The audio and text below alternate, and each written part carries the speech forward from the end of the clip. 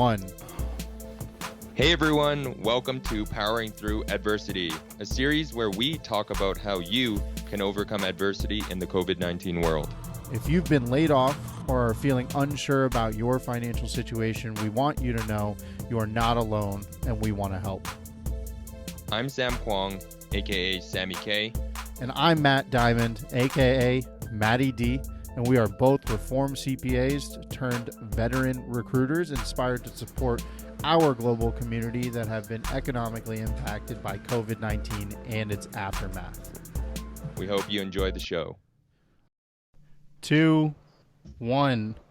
All right, welcome back to another episode of Powering Through Adversity. I personally am super stoked about this episode we're about to record. We have Brian.F and Francis.S on the line here with us, with Sam and I, with the focus of having this episode be around tackling the adversity that people are encountering right now as it relates to their personal finances, more basically, but also with investments and wealth management. And so I will kick it off to Brian and Francis to introduce themselves, and then we'll get into the conversation. Yeah, thanks, Matt and Sam, for having me. I'm really excited to be here today. So I am the founder of Safe Landing Financial here in the Austin, Texas area. I help busy professionals as they are approaching retirement to come up with a sound financial planning and investment management strategy to really have that financial peace of mind and make sure that they stay on track. Awesome. And Francis, what do you have to do with personal finances? I'm just a big personal finance nerd, I think. I'm a California licensed CPA, and I used to work in public accounting, and I used to specialize in private equity and venture capital. And I, not so much on a whim, but not also entirely planned, I left the industry, and then I found a role that was with a family office. And so between that and having my CPA license and being a big personal finance nerd, I've just spent a lot of time reading and understanding and realizing that this is stuff that, while it may be super interesting to me, it may not necessarily be as interesting, or it could be way more intimidating for a lot of people. So I'm always glad to try and help people. Just if they have questions, I try to give them as best answers as I can. Mm-hmm. Awesome. Yeah, and I think to highlight that, I think the both of you, and the reason why I think I wanted to have this conversation specifically with the both of you was because you both, in your own rights, have been very valuable in sharing insights with me and how I, manage my own personal finances. So I think the goal here today with this conversation is to take some of those insights that we've had behind closed doors, those habits, tips, tricks, strategies, as it relates to building a personal finance mechanism and habit in your own life that supports whatever life you want to achieve for yourself, right? There is no one size fits all strategy. And so hopefully we can, share some of those insights to a broader public. So just to kick it off, I think I want to ask you both, and, I'll give Brian go ahead first, and then, Francis, and then we can kind of get into it as a more roundtable discussion. But maybe my question is this: if you both were starting out at zero today with your personal finances, and you had no habits in place, you had no mechanisms around tracking what you're doing, you have no savings, and you have now identified a way where money's coming in some form, how would you start to grapple that? Like, what do you now know from your time doing this for yourselves or helping others do it that you would start to put in place to get a grapple and a handle around it if you were in that situation? Yeah, that's a great point there. I think it's important to consider everyone at one point or another starts at this point. Where do you begin? And that's a really, really tough question when you've never done it before.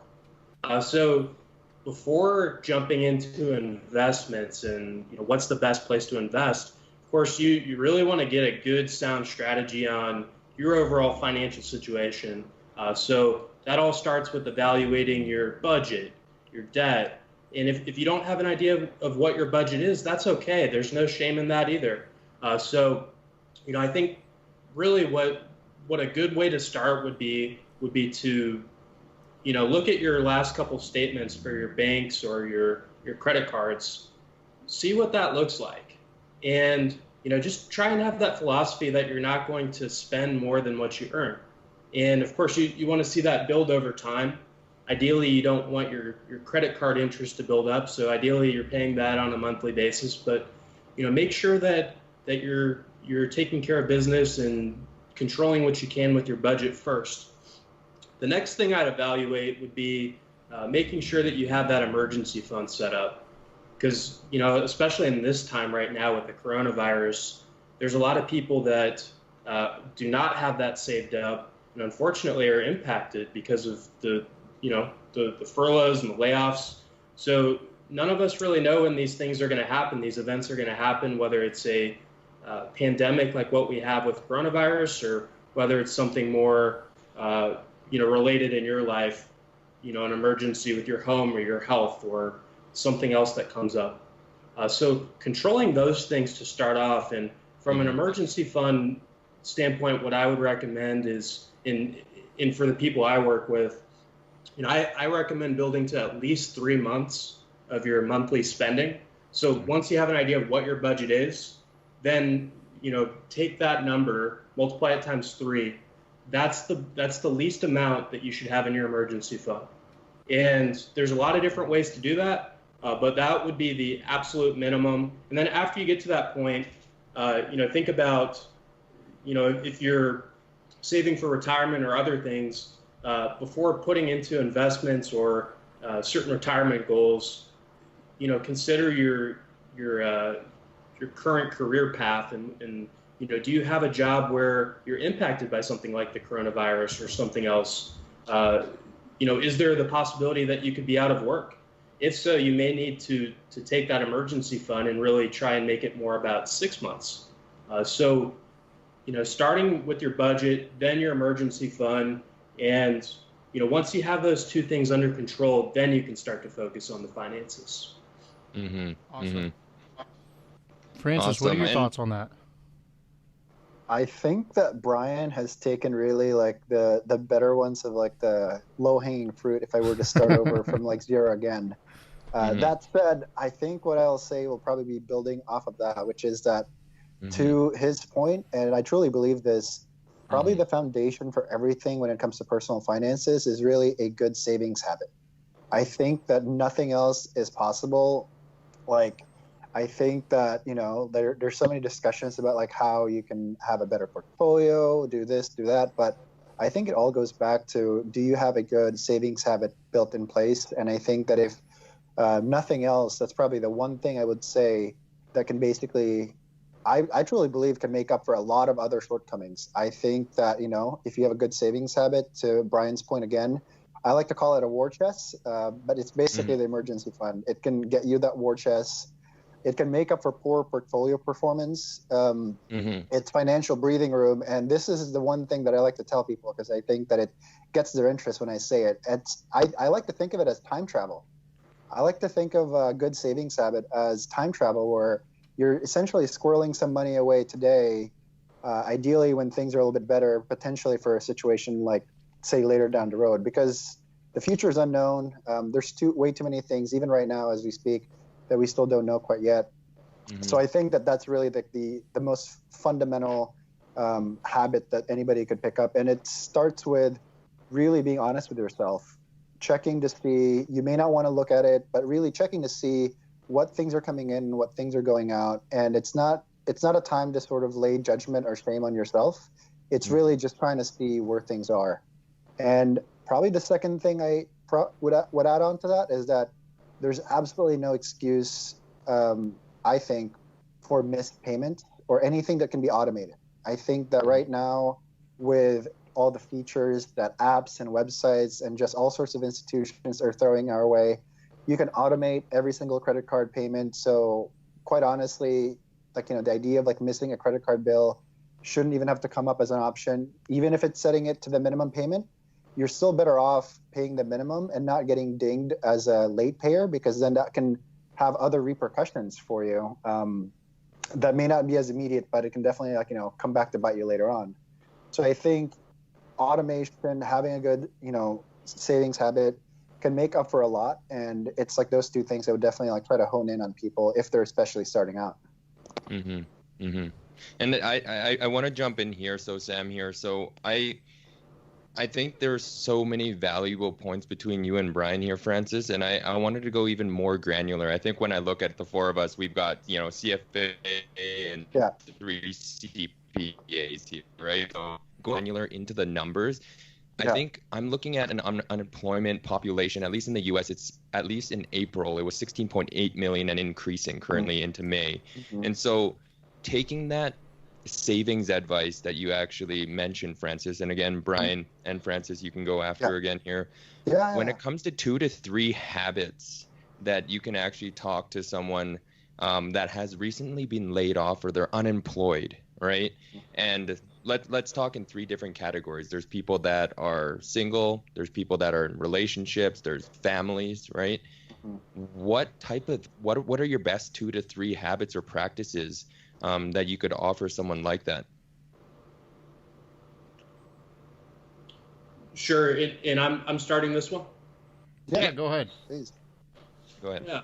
So, it's of course a really tough spot if you're unemployed and whether you're single or whether you have a family. So, just going back to how we started with evaluating your budget, that's really the most important thing I think in this situation, is trying to control what you can. So if there's a way to look at your discretionary expenses and find a way to limit those, if you're in that position where you don't have the income and your burn rate is of course the same as it was before, the best thing you could do is find a way to live well within your means, not have more expenses than what you need. Now, of course, that's not possible for everybody, but that would be the best recommendation. And then, of course, trying to find ways that you can stay sane and potentially improve your war chest, as Francis said, but in a different way with your career. So trying to learn new skills or improve your skill set so that when things do normalize at some point, that you're in a position to take advantage of that. Mm-hmm. Yeah, and I want to jump in here before Sam or Francis, you go. I think that point about budgeting, to me, I want to hit home on that, where it's like, that's a super scary thing. I mean, ultimately, what you're asking of yourself is to make yourself super vulnerable, and because you're spending it's like looking at a mirror of yourself. So, for example, if you drink a lot and you go to the bars, you probably avoid looking at your statements because you don't want to see the thousands of dollars of bills that you rack up. And so it gets you into this negative feedback loop of, well, I have bad habits that I don't want to look at, and so therefore I'm not going to look at my statements. And I think the first part, right, because I think what I'm seeing as we talk about this, it's like a series of checkpoints. Right? You have to hit the first box and lock that in before you can move forward. And the first one is just understand your spending. I mean, I think we can all agree on that. And what I'm kind of calling out here is I don't want to minimize how hard that is. Right? I didn't actually start doing that as a practice myself until about, I want to say, 6 to 9 months ago. And it's been enormously helpful for me to see where the flows of my money are going, and is that actually a true reflection of where I want my money to be going. So I think it's a hard thing to do, but once you do it and you make yourself vulnerable and you don't pass judgment, Francis, as you said, then it puts you in a much better spot with information that's actually actionable, right? Because now you have a level playing field to say, here's where we can go from. Just wanted to jump in there, but I'll pass it back to you, Francis, to kind of like enlighten us, back to Sam's question around the 2 to 3 habits. No, that's a very, very good and strong point, and I definitely don't mean to treat that as sort of like a thing that just like anybody can just do and get. Like it's definitely asking a lot. I think asking a lot of just sort of like seeing where like what's coming in, what's going out, I think is a lot, because for a lot of people, I think just looking at that, I truly believe deep down that money is not about numbers, it's about emotions. And how much you make, what you spend it on, I think tends to reflect on like how you feel, or there's a sort of like inherent value judgment tied to it, because say you're making a certain amount of income and maybe you have friends that make more, but you don't know what their expenses look like. There's so many unknown when it comes to money, but the one thing I do know for sure is that a lot of it is tied to your own sort of like judgment on what you think your spending should be worth or where it should be going.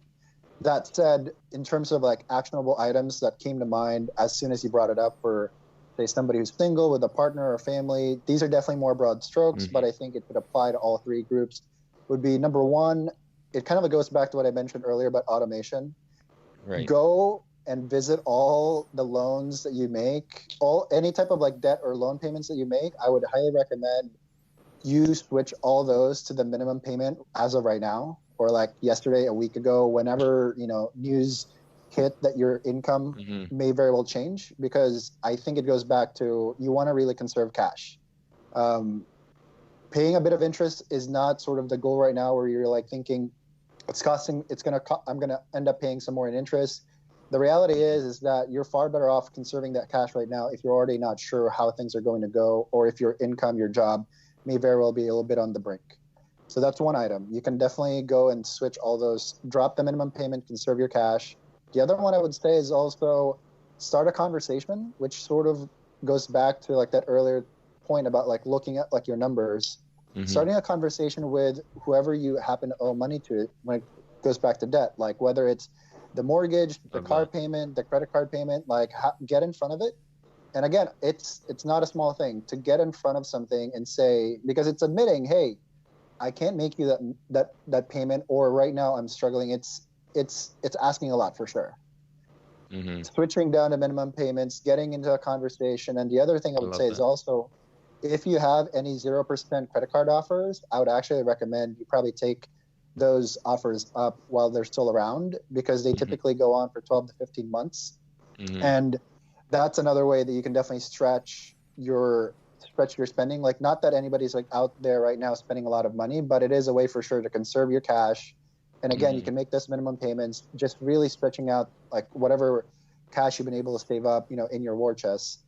And I mean, other than that, that's kind of like immediate things that I think are just like right at the very forefront. I think that this whole lockdown situation has had mixed blessings, where your income may be a little questionable for some industries more than some other ones, but I would also hazard to say that right now a lot of people are not out there spending a lot of money. So in some odd twist, I guess, some people may actually be finding they have more money. For the ones that are able to still draw an income, they may find that they actually have more money at the end of the month than they're typically used to seeing. Yeah. And no, you guys both definitely answered the question very well there, because the reason why I wanted to ask that question was because I've always been in the mindset, like, and to give you guys some more clarity here, growing up, just seeing a lot of, my family or friends being impacted by debt. It essentially is why I became an accountant, right? What funny stories, like you just want to end up helping people, right, that are closest to you, right? And so the number that I calculated, well, in Canada and US, it's a little bit different. And so I've been budgeting as at least, I guess, starting in 13 or 14, because when you're surrounded by it, you see how scary it is. You see the live emotions that, your friends and family are going through. And so I wanted your guys' viewpoint on this, because the numbers that I calculated, so every month I look at people where if you can take care of yourself independently, when you're in a relationship, you're that much stronger, because then you can be interdependent. You can help other people, right? And so I guess what I'm getting down to is, again, vet me on the numbers here, because I know you guys can talk numbers as well, where, for many people, the cost that I came out to was anywhere from 20 to 25,000 in Canada. Of course, if you live in San Francisco or other cities, depending on your rent, it's going to be a little bit more expensive, maybe 30, maybe 35, right? So Brian brought up a good point and talked about burn rate, right? Mhm. And if so let's use 20,000 for sake of argument, right? If everyone is breathing in this world and they're living at like a shared place, right, for $500 a month, and that burn rate is 20,000 per year, what are some of those, what are the advices that you can give them where it's like, hey, because essentially what I'm trying to say here is that if you spend any more than 20,000, you're going to be in debt, and 20,000 is your cost to breathe. And that's kind of the mentality that I've always injected in myself when I was younger, right? 20,000 is sharing a bedroom, you're buying toilet paper, hopefully you use toilet paper, right? And like bare minimum. So I went super conservative, right? And so when I look at that, I'm like, rent, food, accessories, right? When I call accessories, it's your necessities essentially, right? So I guess the question is, what do you guys think about that method? And like, is that too granular? Because I'm really just trying to get to the bottom, like for the listeners, right? When they're looking at themselves in the mirrors, it's like, what is essential and what is not? And that's kind of how I've always compared it. But I wanted you, Matt, as well, like your guys' viewpoint on this, right? What is essential? Because to me, what's essential is food and shelter. Everything else to me is like an extra. And like, that's why some people growing up, they're like, Sam, you're so cheap, you're so frugal. And like, it kind of grew into this, like, it manifested itself, right? They're like, Sam, why aren't you spending on your clothes? You're wearing the same thing every week, right? And so I want to ask round table here, like what your guys' thoughts on that is, like, what is essential during this time? What is not? So that when we take Brian and Francis, your guys' feedback, right? Talking about what are, minimizing your expenses, right? What do you guys consider essential during these times? What's not essential? Yeah, absolutely. And I think you bring up a really good point there, Sam. When we're thinking about our budgets, we have to think about what's necessary, what's going to make sure that we get by in these tough times versus maybe, something else that's not essential. So, when you're thinking about an essential expense, of course you have either your mortgage or your rent. Start there. Without the shelter, I mean, really that's the first piece right there. Then of course you have food, toilet paper towels, just basic needs here. Once you cross those off, though, I really think you have to think about today's landscape and world.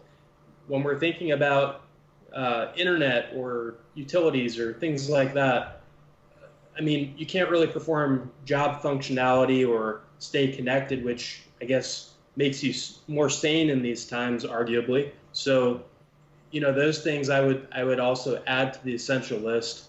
And then, after that, it gets a little bit murky.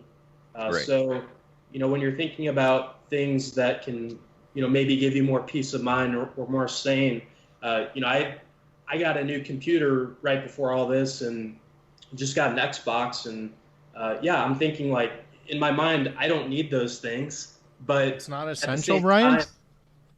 At the same time, when I'm thinking about the next however long we're going to be in this landscape, it's 100 degrees here in Austin, so I'm not sure I'm going to be going outside on a walk every day. Yeah. But, I just think that people need to find ways to limit their expenses and maybe, I guess, have that peace of mind in these tough times. So if you're asking if Netflix or an Xbox is essential, I would argue in most times no, but depending on what the costs look like, when you're trying to think about how do you limit those things, should you buy a new car or pay for your car right now, or should you pay for something that is more manageable, less scale? It's not going to have as much of an impact financially, but it's going to give you more happiness. I would argue you should take care of yourself in these times because I really think it's important. But at the same time, you should look at the overall expenses. You shouldn't just look at one line item here or there. So in most times, I would argue that's not an essential expense. But when we're thinking about discretionary versus the opposite here, I think we just need to make sure that you're staying sane in this time. You're you're having that peace of mind, that normalcy or whatever else that you're looking for in this time, and ideally that you're staying connected to the world in this time. Love that. I think like that's a very good point, especially as we're kind of like getting to revisit exactly what is essential, right? Like I had a conversation about this earlier with someone, how I think like, again, on a positive spin of this whole situation, I think that it's also returned us a bit to fundamentals. I think that for a lot of people before, we may have had to worry about like a lot of other, for like in this context, quote unquote, extracurricular spending. But I mean, I would say that like the things that are related to housing, food, and what allows you to do your job, I would call those your absolute essentials. I think that you ultimately have to live somewhere, you have to eat, and if you're able to do work right now, drive an income, I think that it doesn't make any sense at all to try and cut expenses. Maybe revisit some of those, sure, but you definitely have to, again, go back to this whole idea of trying to take inventory of just where things are. I don't want to get too ahead in terms of like any budgeting questions, but one of the notes that I have in front of me was actually how, at least personally, this is how I do it. I like to look at like my own situation as if I was looking at an income statement. And I know not all and I know like, I don't want to like, throw in too technical terms here, but I essentially have 3 categories for like my income expenses and all those type of things. I essentially have a line item for my income, my fixed spending, my variable spending, and then whatever's going to be like my target for debt or savings. I would probably spend more time focusing on my fixed expenses, which is, again, what a lot of people are talking about, what Brian has kindly pointed out, because the vast majority of spending, especially when it's the fixed items, relates to housing, food, and transportation. So if you do this inventory, you very well may find that maybe you were overpaying for housing, or you really couldn't afford the housing that you have right now. And this, again, goes back to what I had mentioned earlier, which is you may want to get in front of it.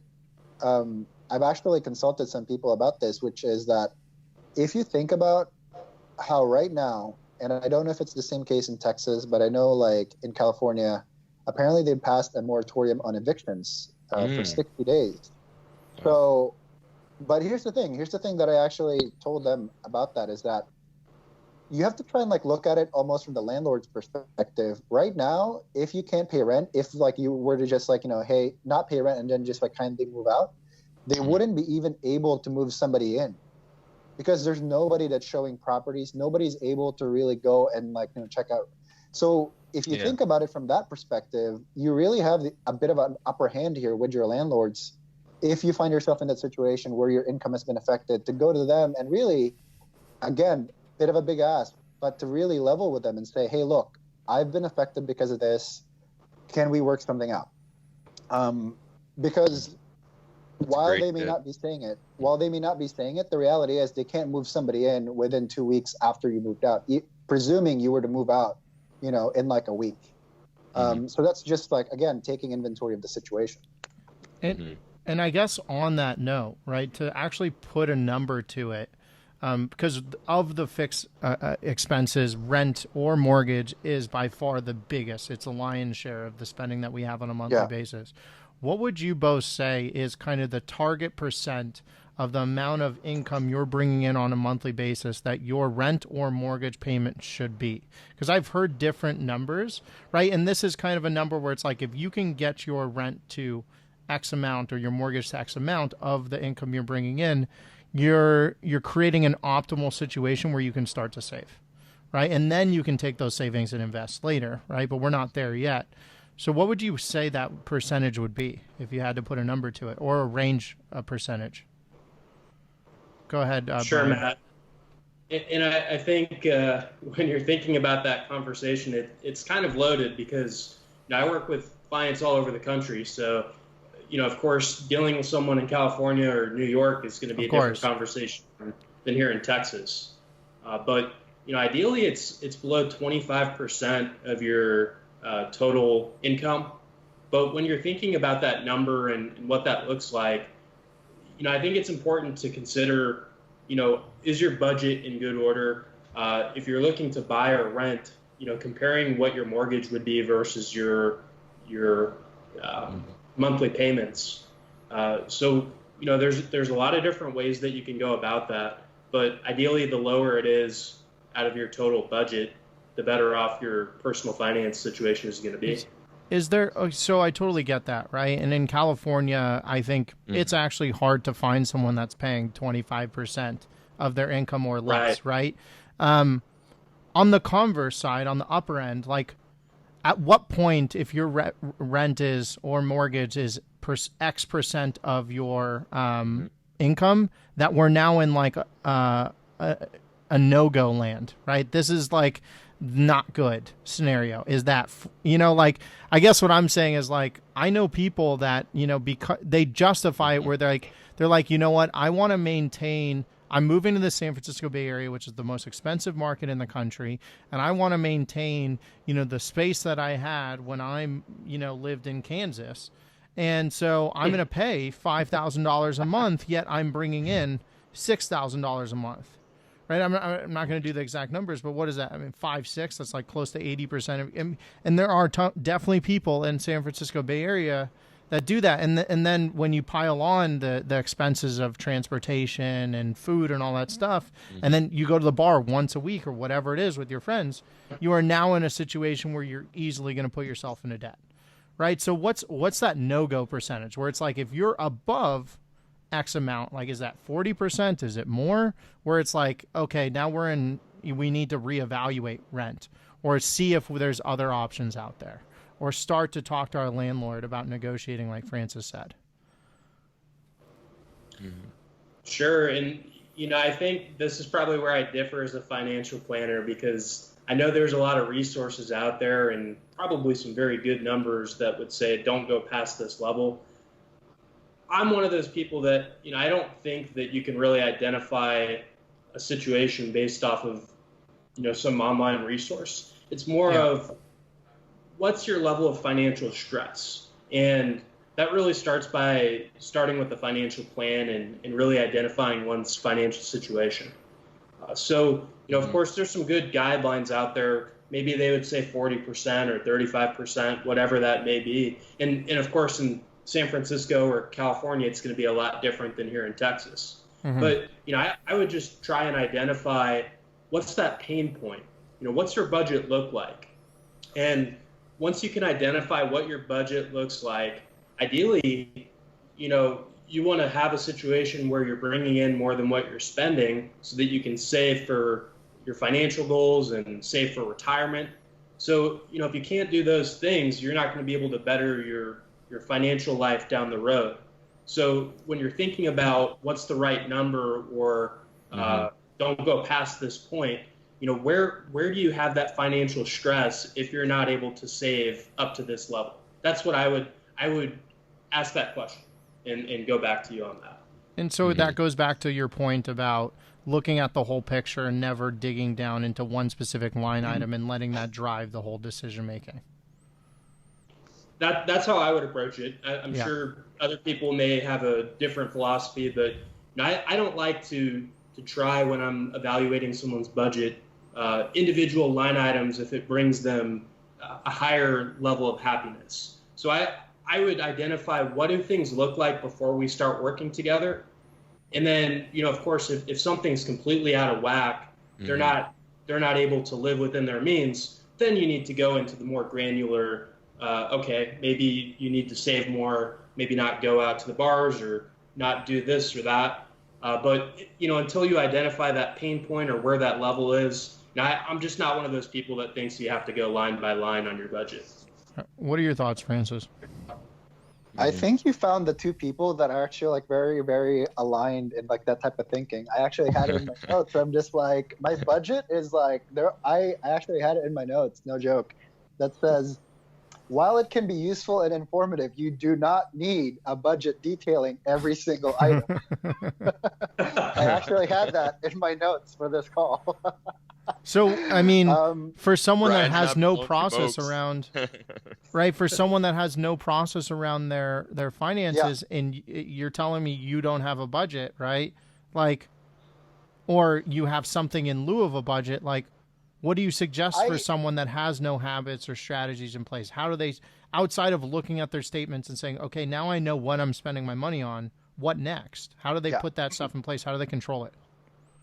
It's really just I'm just really going to build off of like what Brian had said, which is that there like one easy go-to, easy to remember like numbers or ratios that come to mind is like the 50-30-20, which is that of your expenses, try to keep your fixed expenses to 50% or lower, and then have 20% as your goals for like your savings or like, paying down debt or like, long-term goals, and then have 30% as your variable spending. That's one that comes to mind. And that's one that I tried to stick with that for a while. And I realized though that like when you're first starting out, again, right, like you're probably not used to having seen these numbers on a granular or like even on a frequent basis. So like, how do you really try to make that transition from like not looking at stuff to now suddenly looking at it and like trying to really digest and marinate in it? And I think that trying to go from like not looking at it to like all of a sudden being very granular can be a bit of like it's almost like you're jumping into cold water. It's like there's going to be like a shock response. Yeah. And that's exactly the type of response that I don't think can be the most helpful at times, especially when you're first just starting out, because it can definitely sort of like make you feel very, very restrained and restricted, because whereas before you didn't look at it, so you didn't really have any type of sense how bad things could be because you didn't really look at it. And now what I'm saying is like get a sense of like where things are, and then to try and figure out exactly. Brian makes a great point, which is to try and figure out exactly if your financial situation is causing you any stress. If you're paying, 50-60% for housing in San Francisco, maybe even more, but you're in a neighborhood you love, you're within walking distance, everything, I would look at that and think, well, you probably have very little transportation allocated because you've just sort of like taken the money you would have otherwise spent for transportation, for Muni, for BART, whatever way you're going to get around, the Bay Area or the city you're in. And you've essentially just taken that money and reallocated it into housing. So to that, I mean, it's going to be very individualized, but I think that's a very good measure, which is if your situation is causing you stress, then it's probably a good idea to try and figure out what those pain points or what could be causing that stress or where it's happening. Unfortunately, housing tends to be, again, like the biggest line item in your budget. And while it may not always be something you can make easy, quick pivots around, it is definitely something that I think right now a lot of concessions can be made, whether you're talking to a landlord or a bank potentially about it. Yeah. And I think like we're on the same topic here of budgeting, because as you both were talking about this, stress is definitely something that we all have. And I think that when it comes to financial stress, I mean, I'll speak for myself, but what I also find in most people is that when you're stressed, you try not to look at the numbers. When the stock market's down, you're like, screw it, I'm not going to look at it, right? And so I guess what I'm really trying to boil down to is, I tie this back with the beginning of the session, and I think, Francis, you made this comment where people spend based off of emotion. And I guess what I'm getting at with budgeting is how much time do you think should be actually spent on this, or should you spend on this? Because sometimes there's people that are like, oh, what, Sam, you spend, a couple times a month trying to throw this on a spreadsheet to, see where you're at. And other people are like, why are you so intense, right? And I think my verdict on this is like, when I think growing up, I was like, you know what, people lie, but numbers never lie, right? And so I look at it and I'm like, if you're not tracking it, when you're up, you don't know what you can actually explore, the opportunities. When you're down, you don't see the threats that you actually want to mitigate, right? And so I guess the question here now becomes like, do you, I guess round table here, right? Do the three of you also track your financials? And if so, how much, right? Or how, and do you believe that it's a good practice to actually have your own personal, call it, I think, Francis, you brought this up as well, and Brian, you brought this up as well, where, treat yourself as a financial statement or treat yourself as an organization. What do you guys think about that? Absolutely. when you're thinking about doing all this budgeting from maybe never doing this before, I would almost think it's the equivalent of the beginning of the year. You haven't been to the gym in, say, a long time, and you get your gym membership. You go for the first couple weeks, and then all of a sudden you lose your motivation and you just stop going. There's a lot of people that do that. So, it's important to bite off what you can chew, and, instead of going maybe every day for the first month, make a repeatable process where you can do that throughout the year. So as far as what I do for myself in budgeting and personal finances, I try and automate what I can, like what Francis said. And, I think the best you can do with automation, the less work you have to do ongoing. So getting that set up is really important. As far as how often I look at my statements, that's, a couple minutes a month, every month. But, I have everything set up on auto pay.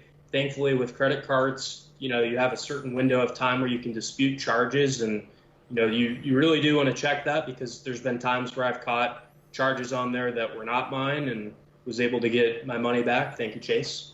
But, when you're thinking about how often you should identify your budget, I think it really just goes to what your goals are, your financial goals.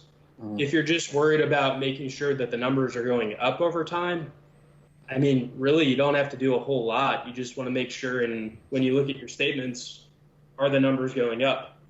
But, when you're setting goals, whether it's, say, the end of the year, New Year's resolutions or spring cleaning or something like that, and you're looking at your financial goals for budgeting, what are your goals? Are you trying to save for retirement? Do you want to see your 401k or your IRAs grow over time? Are you saving for a down payment for a house? Do you maybe have kids and you're trying to save for college? So, there's a lot of different avenues, things to consider. And, these aren't things, retirement, college, that are going to be something where you can just say, hey, I'm retiring next year. I haven't done anything yet, so let's start doing it tomorrow. Yeah. It just doesn't work like that. So when you're thinking about your budget and your financial plan, the sooner you get to it, the better off you're going to be. But when it comes to how often you should do it, or how often I do it, I do it to start the year, to finish the year, and then I'd say, on a monthly basis, I'm just looking at my accounts and seeing, are we going in the right direction? And when I say my accounts, I'm not looking at my investment accounts as where was I last month? This is where I'm at this month.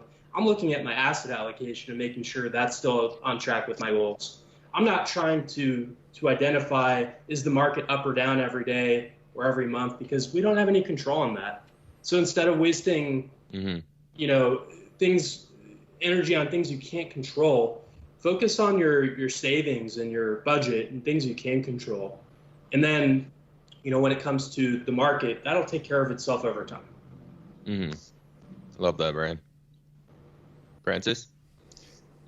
I wrote this out last night as I was trying to come up with notes. And this is sort of falling more into the investment piece, but I think that it's great that Brian had touched on it, which is that I left a note saying if you had planted a seed last night and then you wake up this morning and it hasn't grown into a tree producing fruit, you wouldn't be it's not working.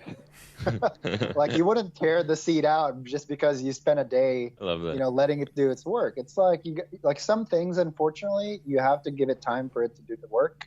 To Brian's many points about having a plan, having financial goals, I think that that's actually, I would argue, the fun part when it comes to all this, because you essentially get to paint a picture. You basically sort of are planning a trip, right? You're saying, where do I want to go with my financial goals? And that's really something that nobody can tell you.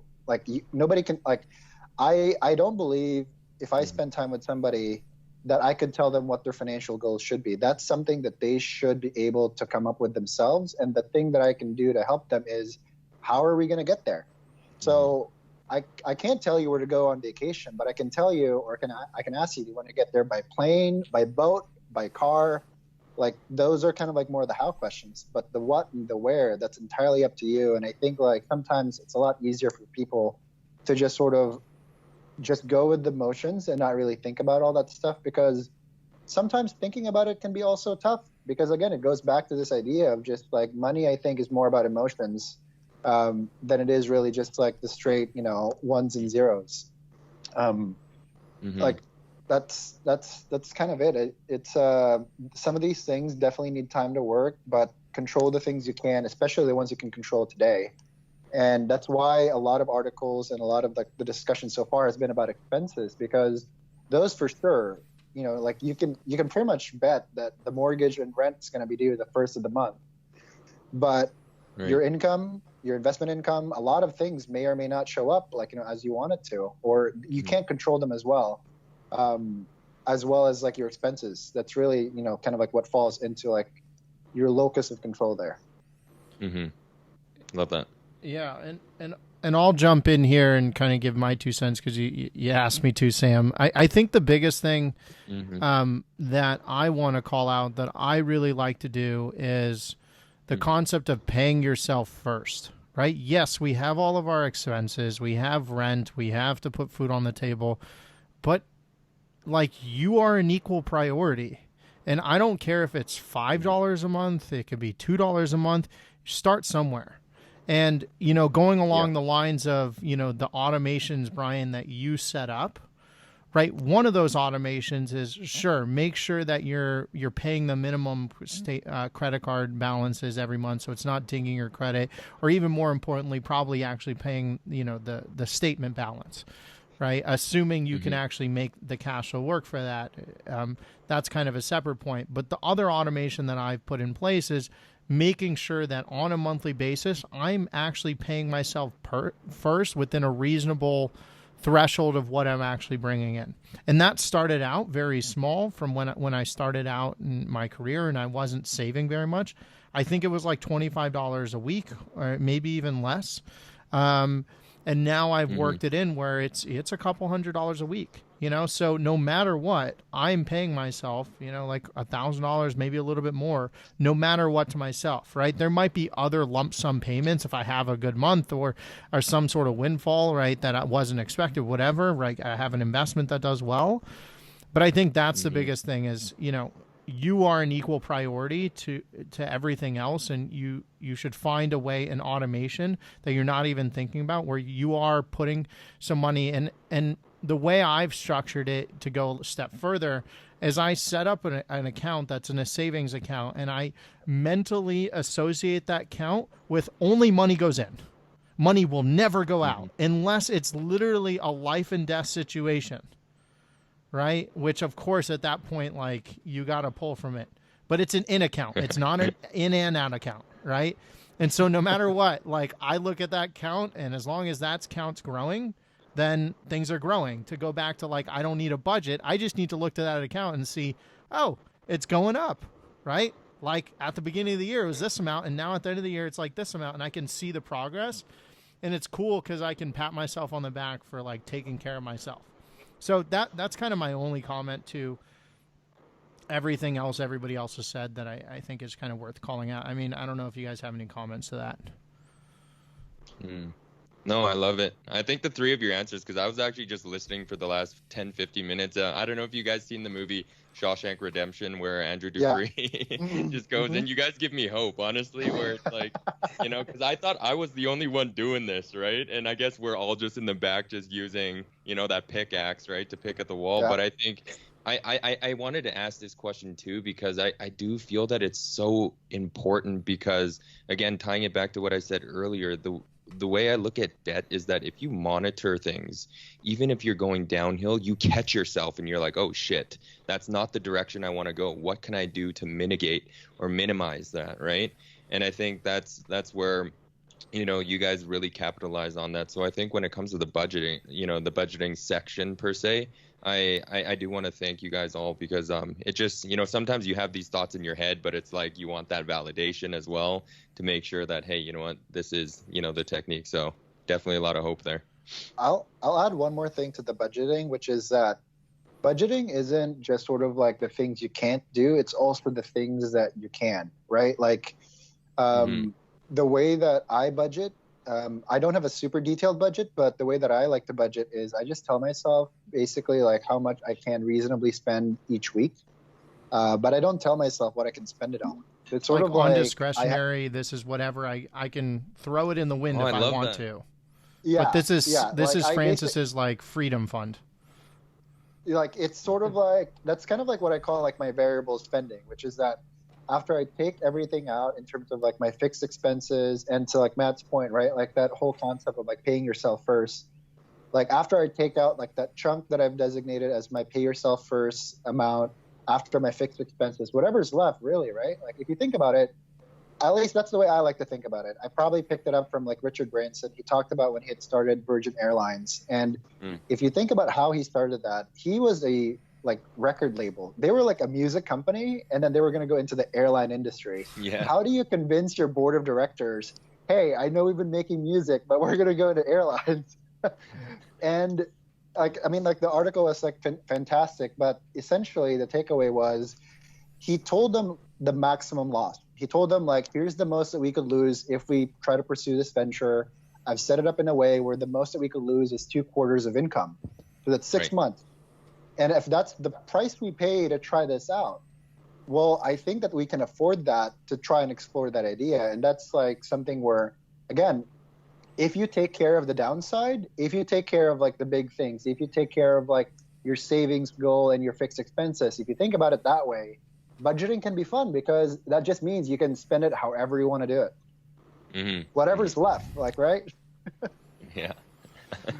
No, I think we have a common goal here, which is, you know, we all think budgeting is important. And I know I mentioned this a lot because I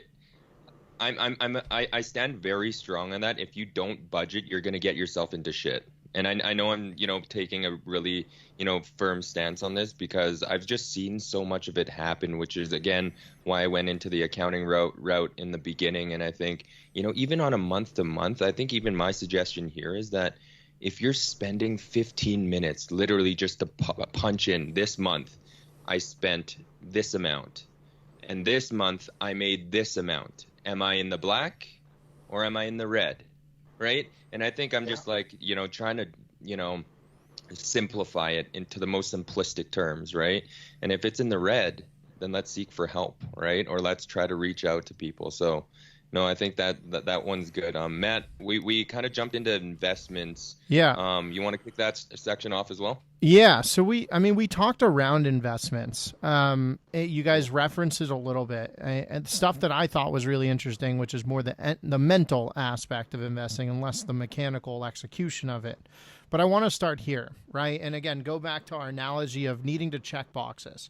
So, right, let's fast forward a little bit. We have a situation where we've looked at our statements and we have an understanding of our spending. We now have put in a system in place that works for our situation where we kind of know where the money's going every month. We know what we're paying ourselves every month. And that's leading to a situation where I have a savings account that's just kind of starting to accumulate in bigger and bigger sizes. I guess the question now is, like, what do we do with that? I guess the even more basic question of, like, I could just leave it in my savings account and get, like, the 0.25% that Bank of America gives me. I guess, one, can you explain why that's not the best option? Or maybe in certain situations it is, and what those would look like. And then assuming that isn't the best option, how do you start to think about where those dollars should start to be put to work for you? And I'm actually going to flip it up because Brian has been getting the low-hanging fruit for the lion's share of this conversation, and I'm going to let Francis go first on this one, and so we can get some curveballs thrown to Brian. My goodness, I don't deal well with change. I would say to that, it's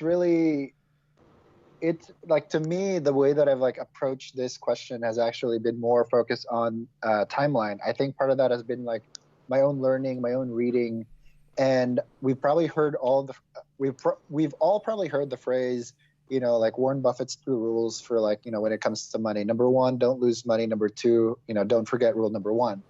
And I never really understood what that was or what that meant.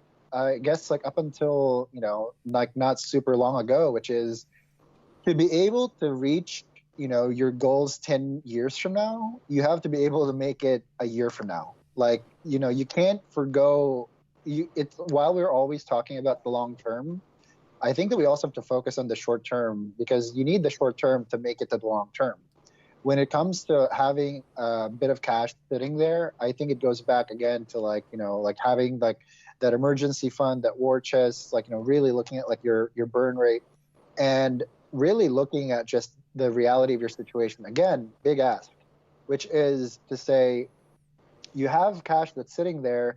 Maybe it's not earning as much as you would like it to, but understand that that cash that's sitting there has a different job than money that would be sitting in a portfolio. And I think that's probably like the one thing I'll put out, which is like, I think you have to get comfortable with the idea of like giving your money jobs, which is, what is this pile of cash's job? Like, is its job supposed to be earning investment returns, like comparable to the market, or is its job, I like to call it, and the reason why I called it war chest in the first place is because I actually had pulled up the definition for the war chest.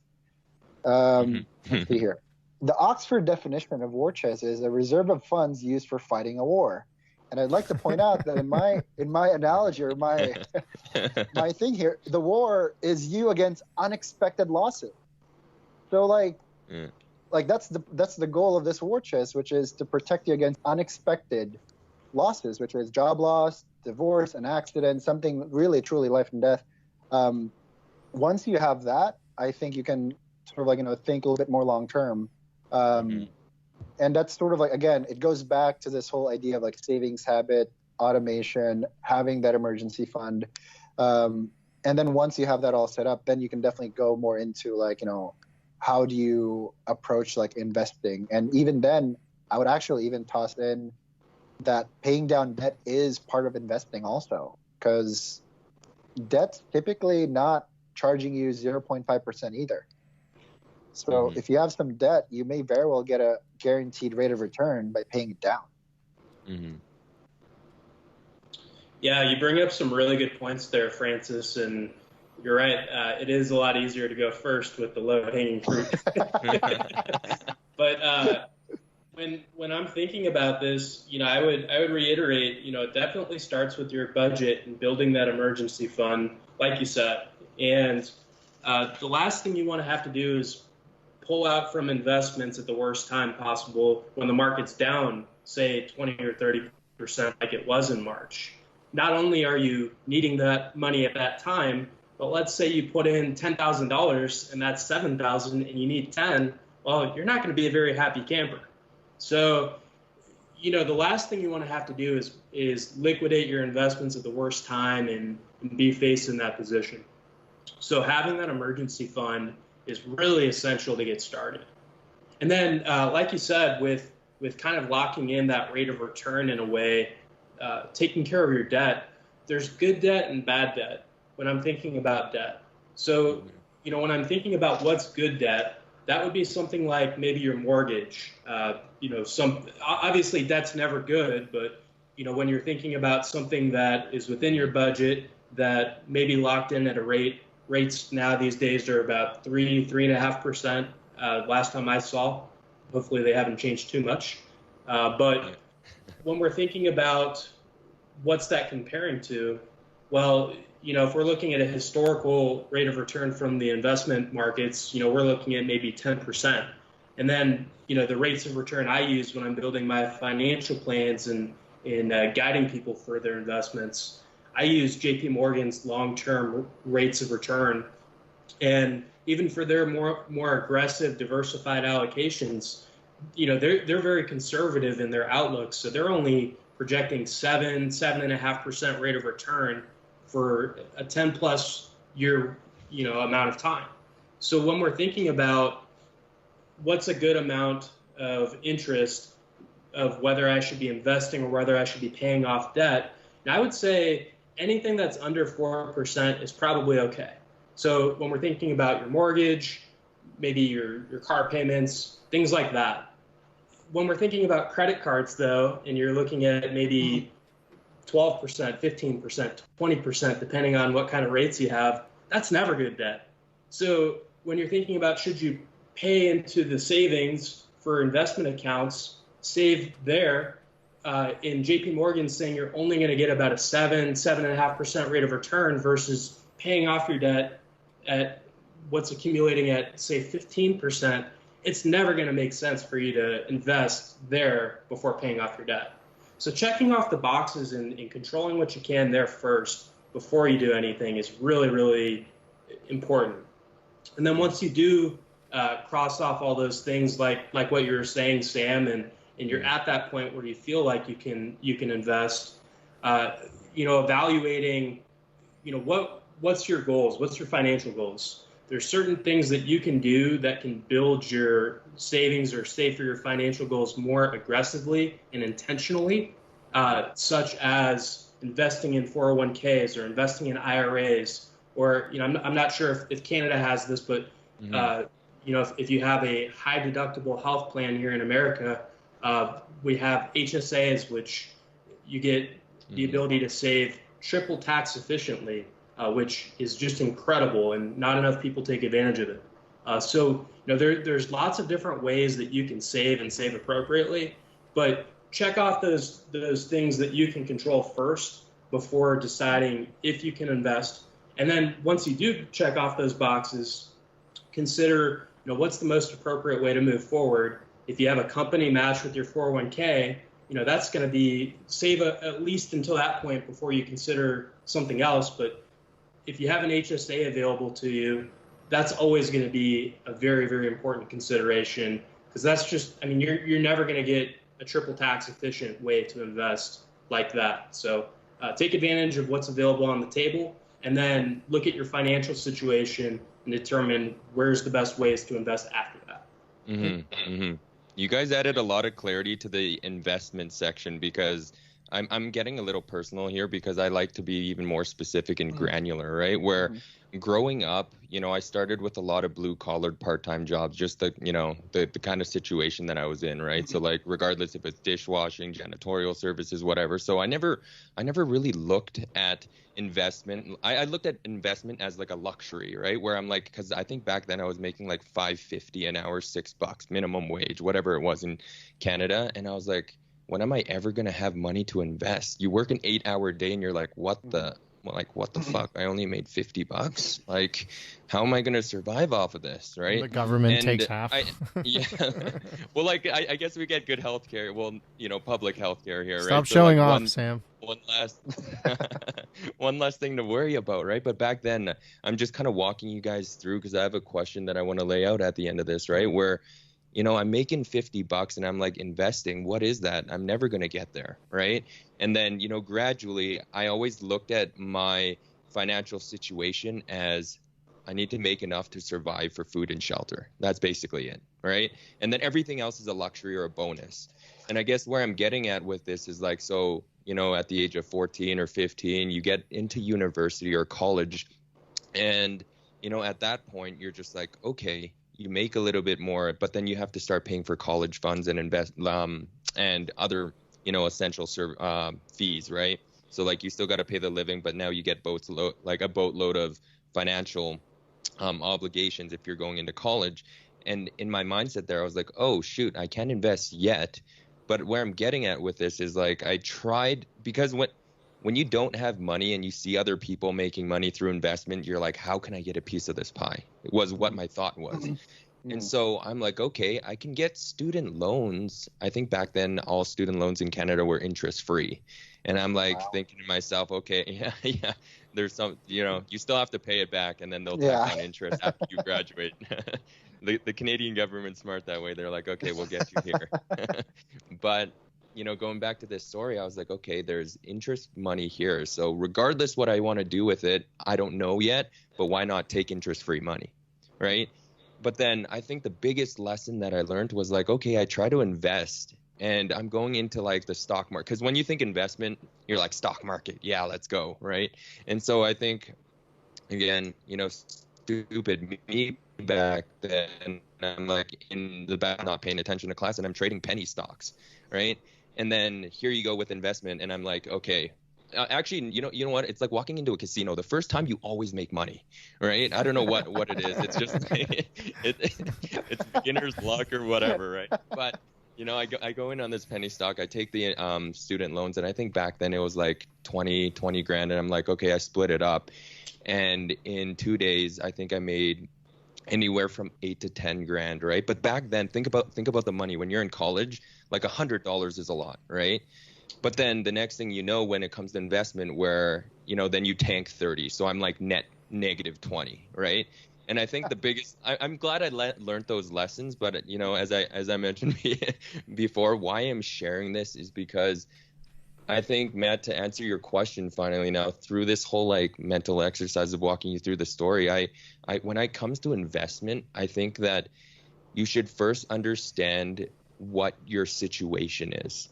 Do you have people attached? Back then when I was a student, even if I lost 50K, it's myself and I'm not harming anyone else. But once you actually get into a relationship, right, or a family, that's all a little bit different. And I think mixing the two, right, investment and budgeting, the way I look at it now is that if you can budget properly and take care of yourself and then have, what Brian and Francis mentioned, the discretionary, income to actually invest, then I would look at investing. But it should never come at the cost of the people that you're around and your family. And if you do have family, they should also understand, hey, you know what, I'm thinking of devoting this X amount into investments, and this is for us. Are you okay with that, right? And if your wife or your husband's like, no, then you got a problem and you guys talk it out, right? But I think that's my viewpoint on it, where it's like, hey, if you can't fill up your cup and your essential needs, the investment side is like, you know what, like tone down on that. Maybe be a little bit more conservative, right? Don't go into penny stocks, those don't end well. But I think I just wanted to add that in there because like I've went through the ups and the downs, and I just want to talk about it and be vulnerable too, right? Because those weren't my proudest moments, but I think learning those things early, I just wanted to share to, hopefully add some insights as well.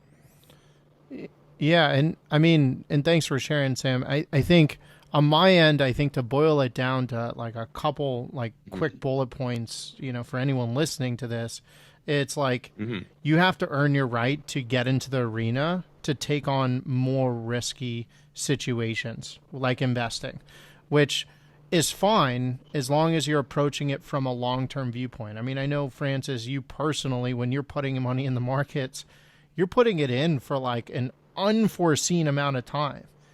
And so, I mean, and I'll get into that in a moment, but like if I had to boil it down to the couple boxes you need to check to earn, quote unquote, your right to step into more risky but potentially lucrative situations, is eliminate the bad debt, as you said, Brian.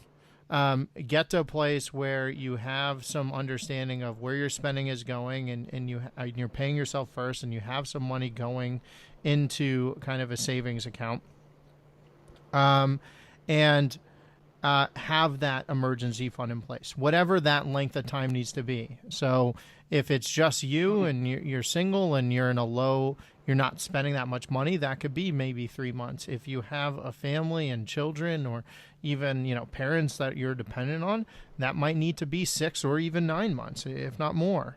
Figure out what that time frame is. And then once you've checked those boxes, no more bad debt, you have you kind of an understanding of the inflows and outflows, and you've created that emergency fund, you can start to think about where that excess capital cash is going towards, right? And that's, I guess, getting into that point. Let's say we're in that place. We now have the emergency fund, right? We have the process.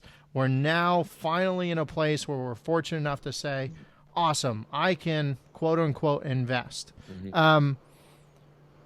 Brian, you started to talk about where there's potentially prioritizations or ways to think about allocating that money to first. You mentioned things like a 401k or an IRA. You mentioned the HSA.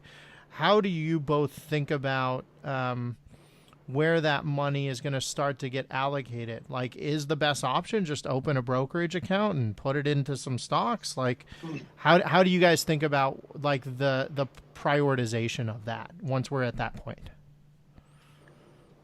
Francis, go ahead. Oh, sorry. I figured we were sticking with the. Yeah, we are. Okay. No change. I was actually just gonna like do a callback for like one of the points that Brian had made, which was like the 401k matching contribution from your employer. If your employer offers you that, like there's absolutely no reason why you shouldn't contribute as much to basically get that money like from them. Like I'm going to like throw out like a fictional number here. Say you make $100,000 a year and your employer says, hey, we'll match your 401k contributions up to 3% of your compensation, right?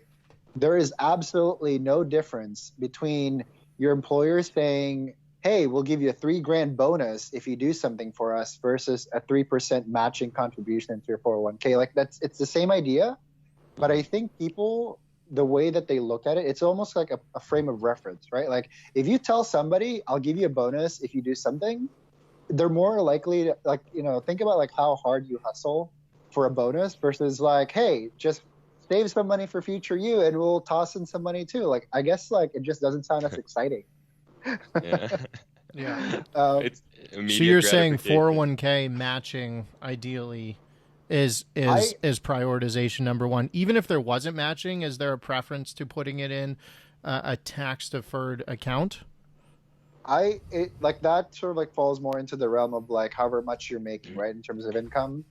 Different stuff like for IRA discussions, like a 401k is not going to have as wide of options because they're basically dictated by your employer. Whereas if you were to set up an IRA, then whichever platform you've signed up with, they like the entire list of options basically just become open to you. So if your employer is not like offering a 401k, you may be better off basically setting up your own IRA, and basically contributing funds there, because then at least you have the options that maybe are not available in your employer plan. I know there's definitely been a focus for more employers to offer low cost fund options, but not all employers are there, and so like in a way that becomes a little bit more personalized also.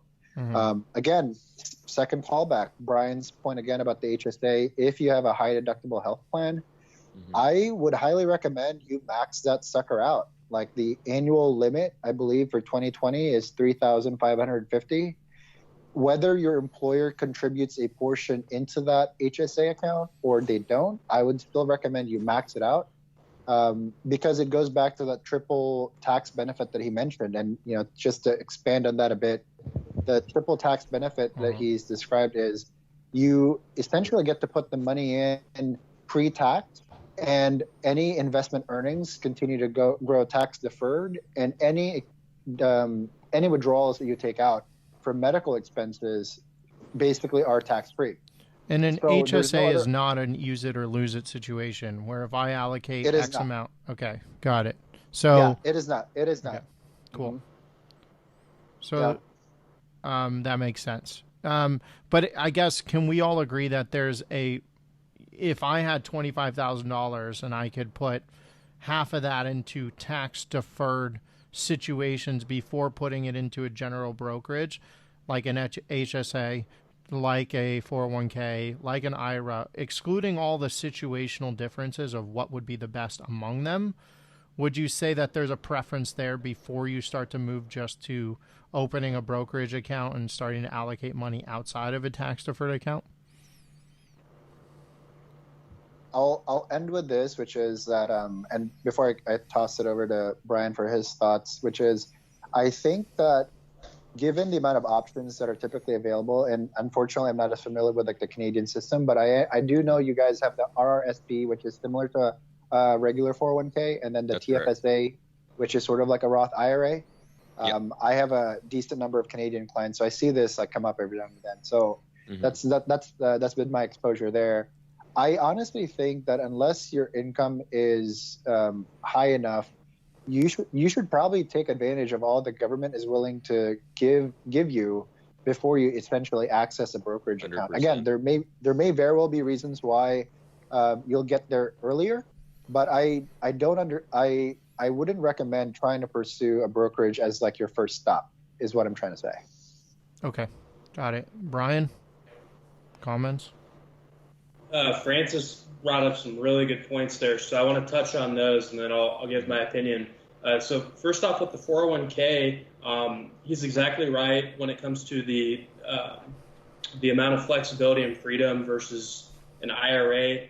An IRA is not through your company. A 401k is through your company. Your company has a plan administrator that chooses all the different investment options and, unfortunately, fees related to that. So you can find all that good stuff by contacting your benefits, your HR through your company. And more specifically, every 401k has what's called a plan summary document.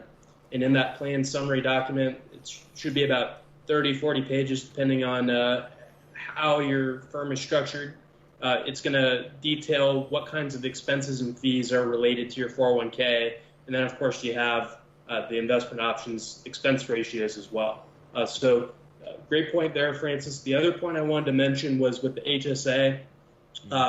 It's an outstanding option.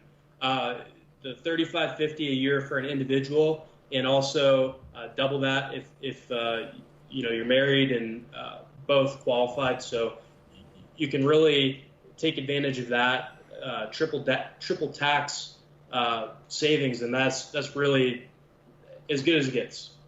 So those two things, I think, saving up to the match with the 401k and then taking advantage of the HSA, those are two no-brainers. Don't look past those first.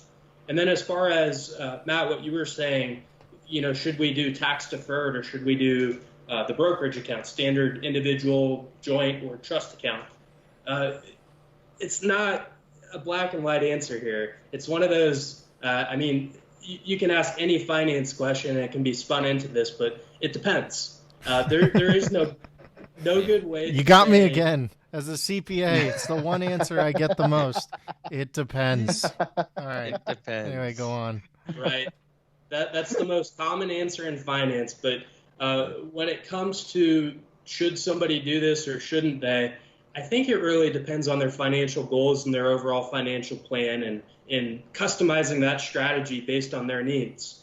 Because someone that, let's say they don't have a very complicated situation and they're just saving for retirement, yeah, absolutely. Take advantage of your 401ks and your IRAs and, try and take advantage of Roth if possible. As to if you should do the Roth or if you should do just the regular tax deferred, I think it depends on your tax situation. Right now in America, we have the Tax Jobs Act that was established in 2017, and it goes through 2027. If I got that right, CPAs in the house. I am ashamed to admit that I don't know the precise year, but it is definitely. You stumped us. I think it is in that general range where it's like, yeah, they definitely have the provision sunset. Like it's probably like in that 5 to 7 year range from now. Yeah. I don't have the date exactly off the top of my head, unfortunately. Okay. So with the conversation and trying to decide if you should do Roth or if you should do just regular tax deferred, there's a lot of complications that go with this decision. But to simplify this and think about it in your perspective as to what you should do in your situation, I would think about it like this.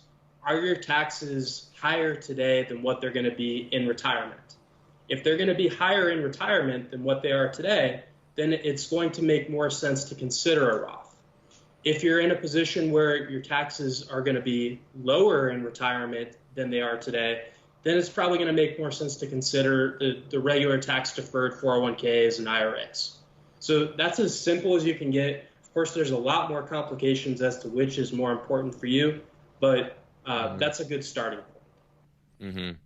Awesome. Yeah, I know you guys brought up like the Canadian side as well, and I can just add some color in there, right? So like, Francis, you're right. The TFSA and the RSP I'll speak to directly, but I think the most important point that I want to layer on is that when someone gives you free money, you want to actually assess if it's actually free, right? And if it is, then you say, okay, the government's matching me. In Francis's case, then you take it, right? Yeah. And I think it's totally right. When you're incentivized with like a bonus, you work a little bit harder. But I'm just trying to stamp on that point where it's like, hey, if I'll put an analogy. We all have like uncles, aunts, cousins. Sometimes you get these freebies where they'll say, hey, you know what? I got a right. And so when you actually do that, you don't want to take advantage of the person, but they're giving you an incentive to buy something that's their asset at a lower price. And so, as a college student or as, someone that's actually looking for a vehicle, you're probably incentivized to take it because they're going to charge you a lot less. They're going to give you a deal, and they're probably going to, layer on the extra tires, right, and rims. So you're going to walk away with more. So I just wanted to make that statement where it's like, hey, if you have a friend, they're doing you a solid, doing you a favor, right? Like, I'll obviously consider, right? And let's hope that they're not trying to snake you and sell you like a car that's, leaking oil or something. But going back, to the TFSA and the RSP in Canada, when it comes to the investment side, I even think of it as before you invest a single dollar, understand what the playground rules are. Right? Understand there's so many limits. And I know sometimes people are like, oh, like you're an accountant, you must know all this. It's like, no, accountants literally just look at a handbook or they look at a frame of reference and they say, oh, this is what you can do. Right. And so that's why I think I layered on here where it's when it comes to the TFSA. So in Canada, this was affected implemented actually in 2009. And so when you're looking at it every year, they have an allowable amount. So now it's 2020. So it's about 60,000 that you can put in tax-free into account in any savings. So in 09 to 2012, I think it was like 5,000, and 13 and 14 it was around 5,500, and then 2015 was 10 grand. But you guys get the drift. On average, they have certain limits on that TFSA. And so if you're investing, I think even before using that, it's like they have play accounts in Canada where it's like, hey, imagine if you had 50 grand or 20 grand or 30 grand. Use those play accounts to simulate the situation as if you were going to invest today and see what's going to happen, and tie that into your budget numbers and say, oh shit, how did this actually, do for me at the end of the month? Did I go up? Did I go down? Did my family get impacted on my single life? If I'm living by myself, how did my standard of living, I call it lifestyle, right? How does my lifestyle change? And this is obviously the emotions, and then what Brian brought in earlier is your stress appetite, right? Like how does that obviously simulated in a way where you're treating it seriously, right?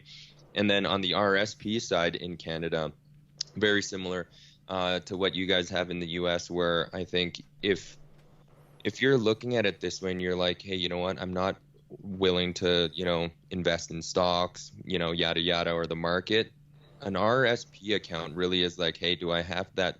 Do I not need the money now? And am I okay benching it, right?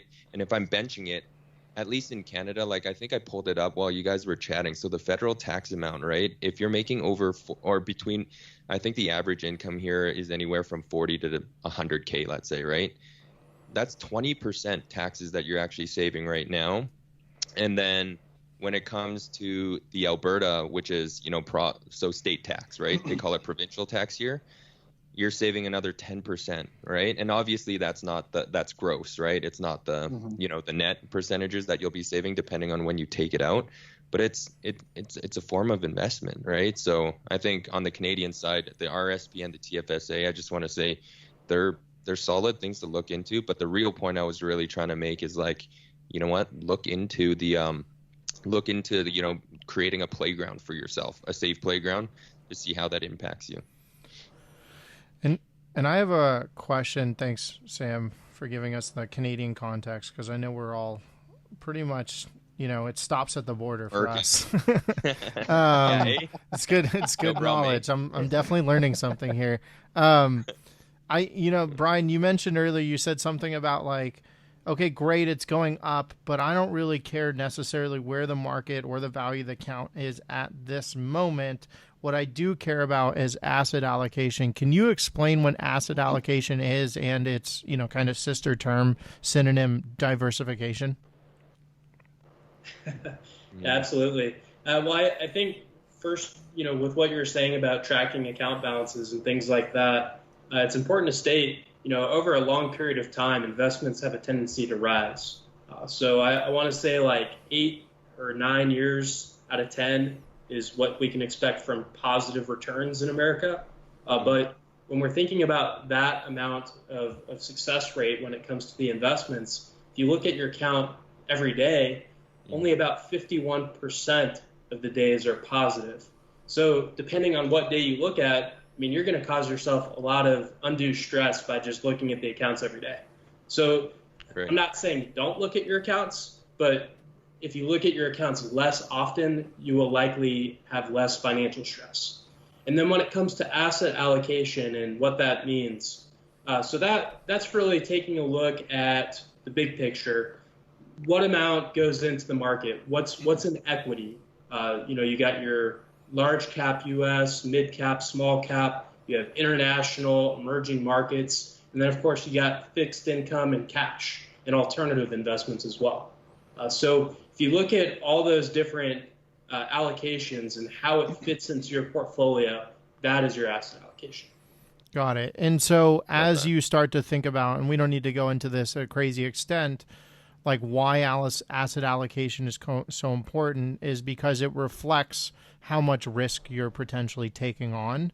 And that might come into play. I mean, Brian, correct me if I'm wrong, when you are an individual, like depending on your age, right? If you are 80 years old, might not be the best idea to take the most risky option out there because it might not bear fruit by the time you'll be able to benefit from it, right? So something less risky like a fixed income security that has more guaranteed assurance of you're going to get X amount per month and you can actually support yourself with it might be helpful.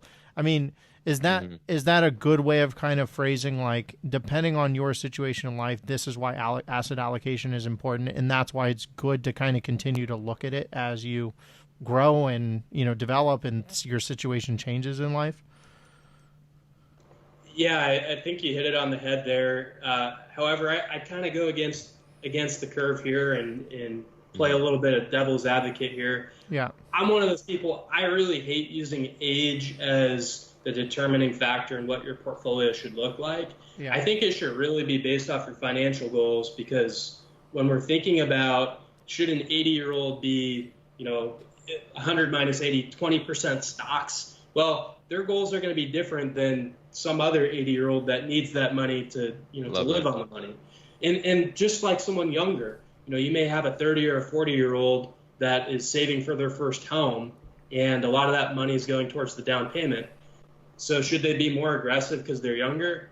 I mean, to me, that's a little bit lazy in saying that, because everyone's financial situation is different. So when you're thinking about what should your particular asset allocation be, instead of going based on the 100 minus the age and kind of using that as a framework, what I like to do is think about, what is my financial goals? Do I have, kids that I want to save for college? Do I have a home where I need a down payment? Do I have retirement? And then what are you going to put into each goal to get you to that point? And then once you have that framework, once you have that idea on how you're going to get there, then it's important to start taking care of your asset allocation. So looking at it from an account by account level for saving for each goal, or looking at it as a sum of the goals and making sure you have that process to determine how much risk should you take to get there, and then having a rebalancing strategy. And that's kind of where you look at the accounts. You look at your asset allocation. Are you still on track? Are you still going to reach your goals? And do that periodically over time. And if your asset allocation isn't where it should be, rebalancing it back to where it should be. Awesome. And thank you for sharing that. I think Sam and I would like to pivot a little bit, not to talk about the mechanical or the tactical executions of investing, which is what we've covered to date, or up until this point when we've talked around investing, but the mental side, which I would argue is actually the most important piece of it. As you mentioned, like, the worst thing you can do in investing is sell at the worst time, right?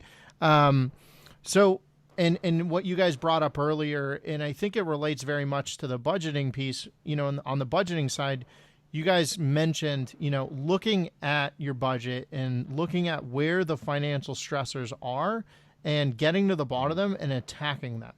And I think it's very similar on the investment side. So how do you approach investing in a way that is stress-free? Because I've done it in the past, and I don't do this anymore because it drew me nuts. Like, I would do, trading on a weekly basis, buying and selling. And I, Sam, your experience in college, it drove me nuts. So like, I couldn't sleep at night, I was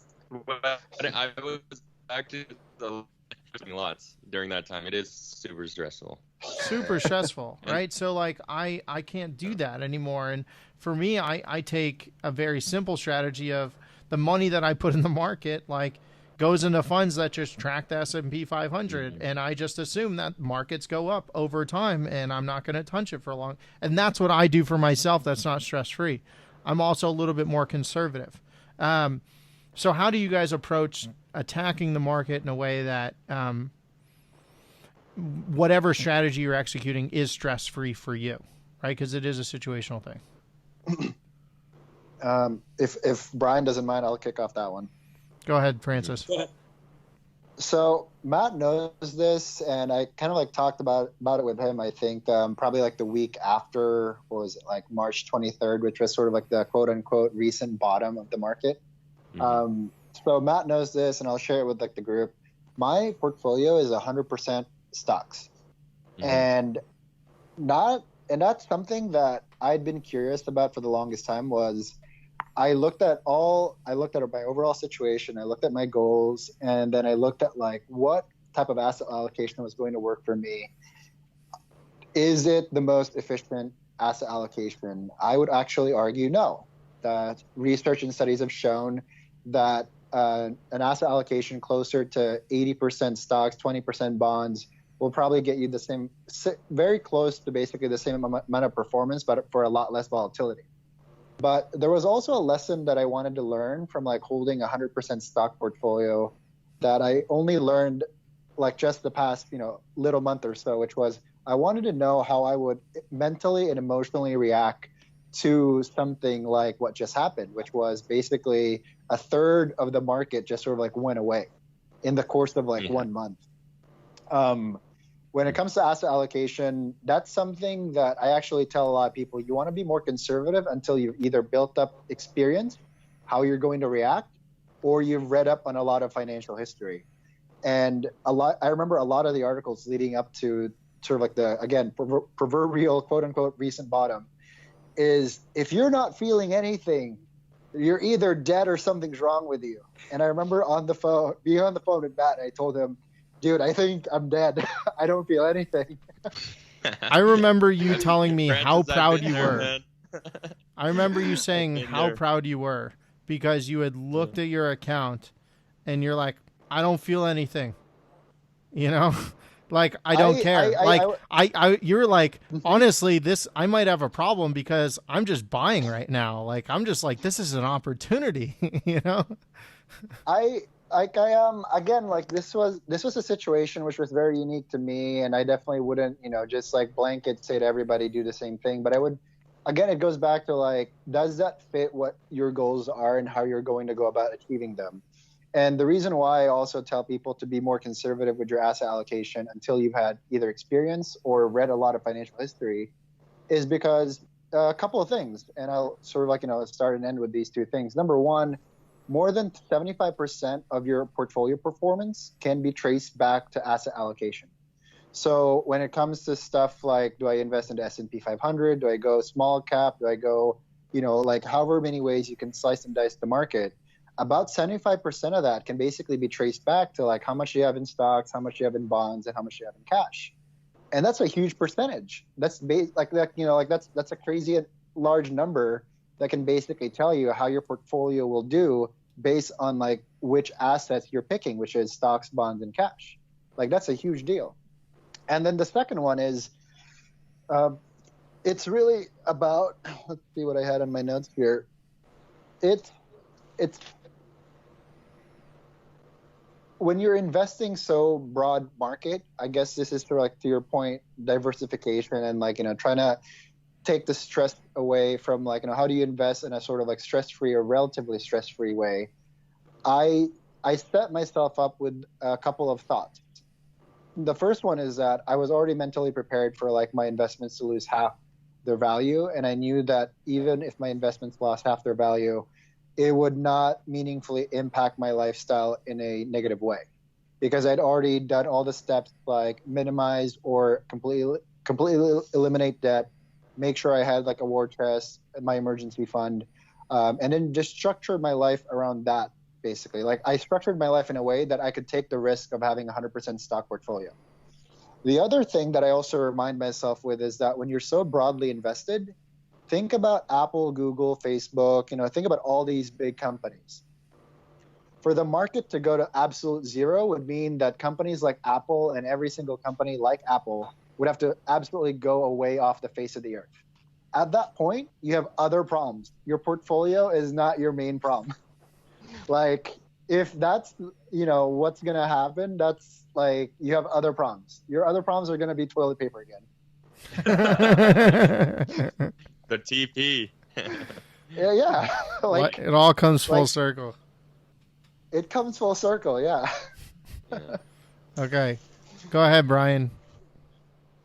Francis, he had some really good points there, and I think it may just be maybe we're in similar mindsets here. I'm actually 100% all equity as well, but I will say this: since leaving corporate America and starting my own company, there's a lot of challenges in facing, going from making really good money to starting from zero, and so having a good amount of cash that you're comfortable with, or having that reoccurring cash flow. Once you get that, and once you can stomach that, all my goals are long term. So, I'm very comfortable with 100% all equity, but I needed to get myself to a point with cash flow before I was comfortable enough to get there.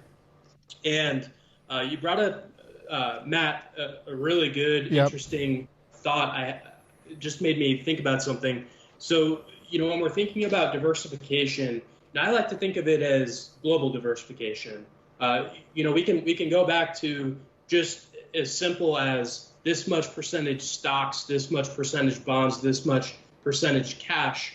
But, if we're thinking about this time frame from the year 2000 to 2009, that's a time period that, you can do a lot of research on this, and it's called the lost decade in finance. And what that means is there was a period where the S&P 500, if that was your only investment, you actually had flat to -% rate of return over a decade. So that's why they call it the lost decade.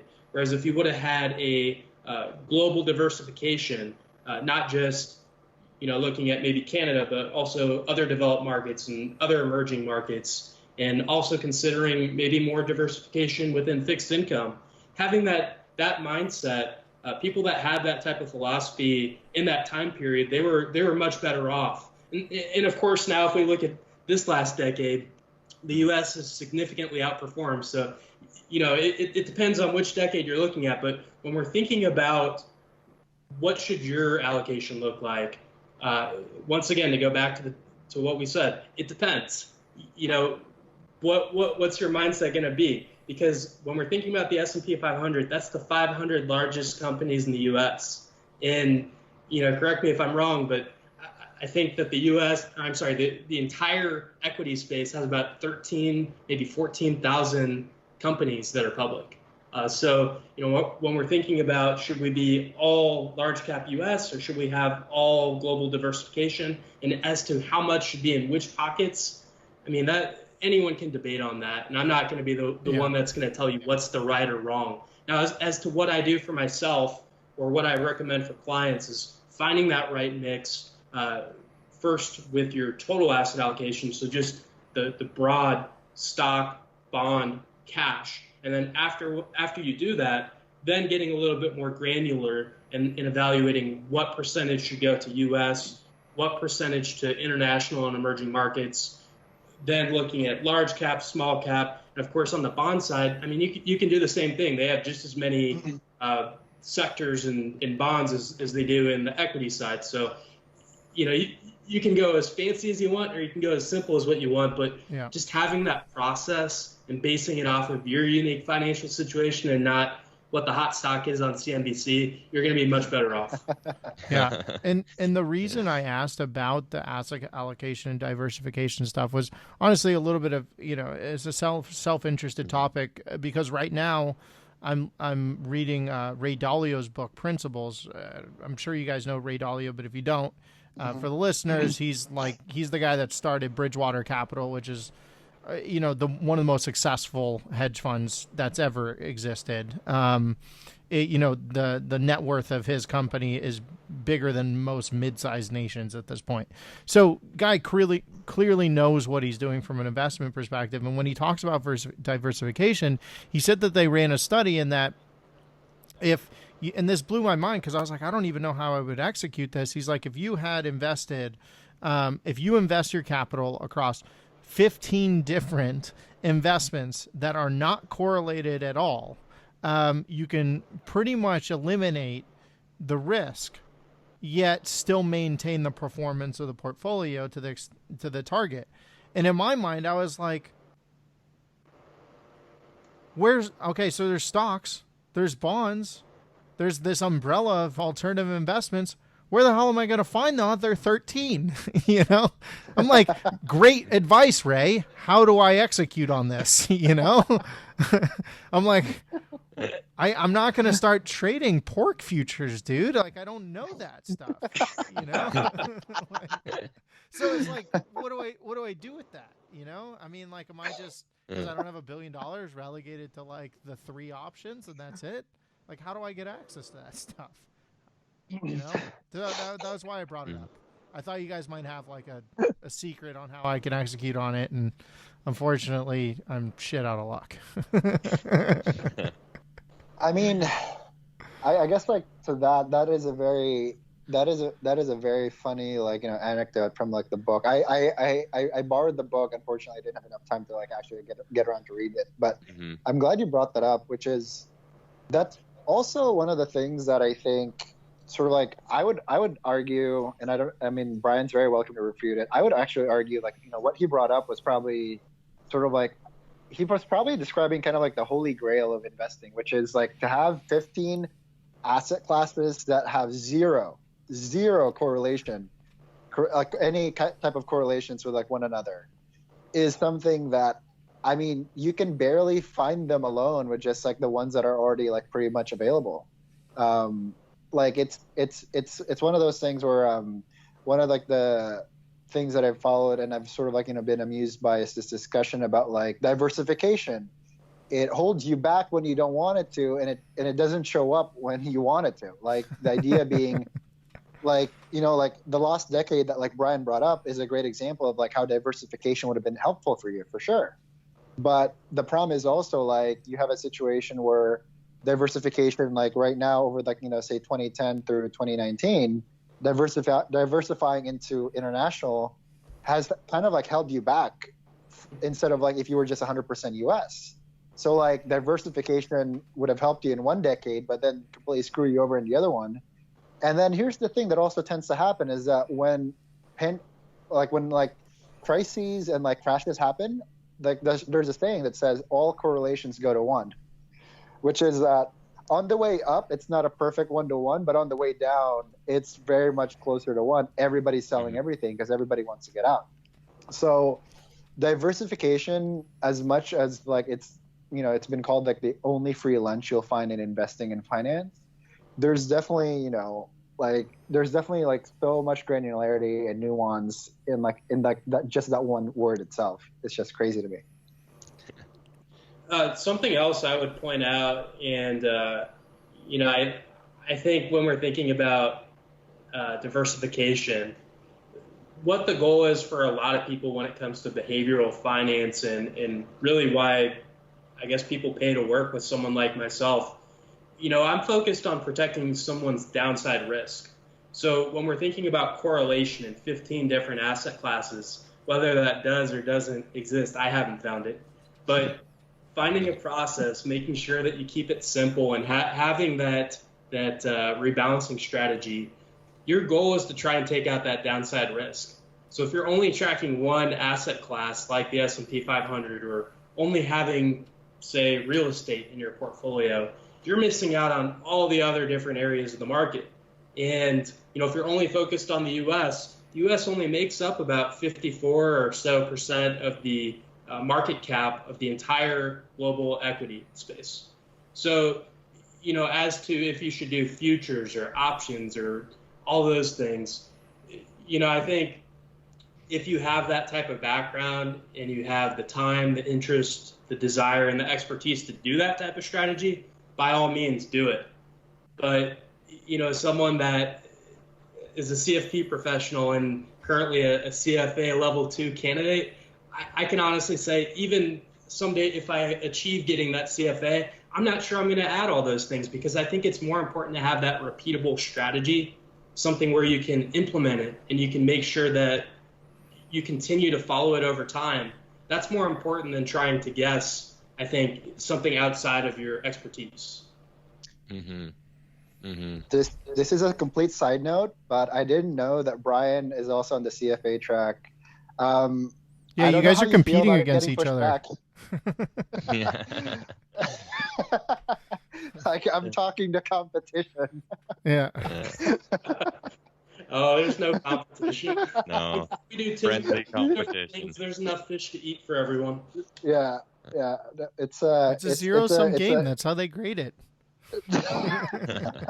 It's like the Hunger Games of finance. Oh man. No, I mean, like, just I know, like, nobody had asked, but like I just like want to add this, is that like one of the things like the program does is that it really introduces a lot of like the stuff that we've talked about over like the past couple of hours now, which is how do you view asset allocation? How do you view risk? And in what context? What's the ideal context? How do you view risk tolerance, risk capacity, and so much of this stuff? And I think like the takeaway for me, at least from the program, and if this is not the right takeaway, then I'm not doing something right, which is that there's so many ways to go about it. But I think that there's only so few ways that you can really shoot yourself in the foot. And I think that, if there's something that somebody could take away from listening to this, it's that focus on the things where, it's not going to cause your downfall. Like, again, we focus a lot on like the budgeting, the savings habit and all that. It's really, again, going to Brian's point that he just made, which is really trying to cover your downside risk, because there's really no upside available to you if you can't cover that. Like, like they're just in the same way you can't pursue financial goals if you don't have a good savings habit. If you don't monitor and manage your downside risk, you're absolutely not going to you're not going to have the time or runway to give your portfolio to do the work so that you can see the upside. Love that. Awesome. Well, hey guys, I know we're laughing a lot here. We came out with, one last section that, we called this the fun section, and we typically do this, Matt and I, where we just want to come out with, some fun questions where, hey, we take off like, all the financial terms, because I know some of my friends, when I get all financially sound and technical, they're just like, Sam, just, enough of this, And so I want to start off with this question here that Matt and I came up with, where, I think, let me summarize it this way, right? I come up with the notion where it's like, hey, if you're born in North America, Matt and I talk about this too, and I'll typically tell them this. If you're born in North America, in my opinion, you've already hit, one of the bigger lotteries, right, compared to, the rest of the world. And I caveat that with the fact that, I say this because I haven't traveled to the, 197 countries of the world, but it's like around 40 something. And just seeing other countries, leaving Calgary, like, an oil city, I always felt like, oh, I hate this place. Like, it's the worst place ever. Right.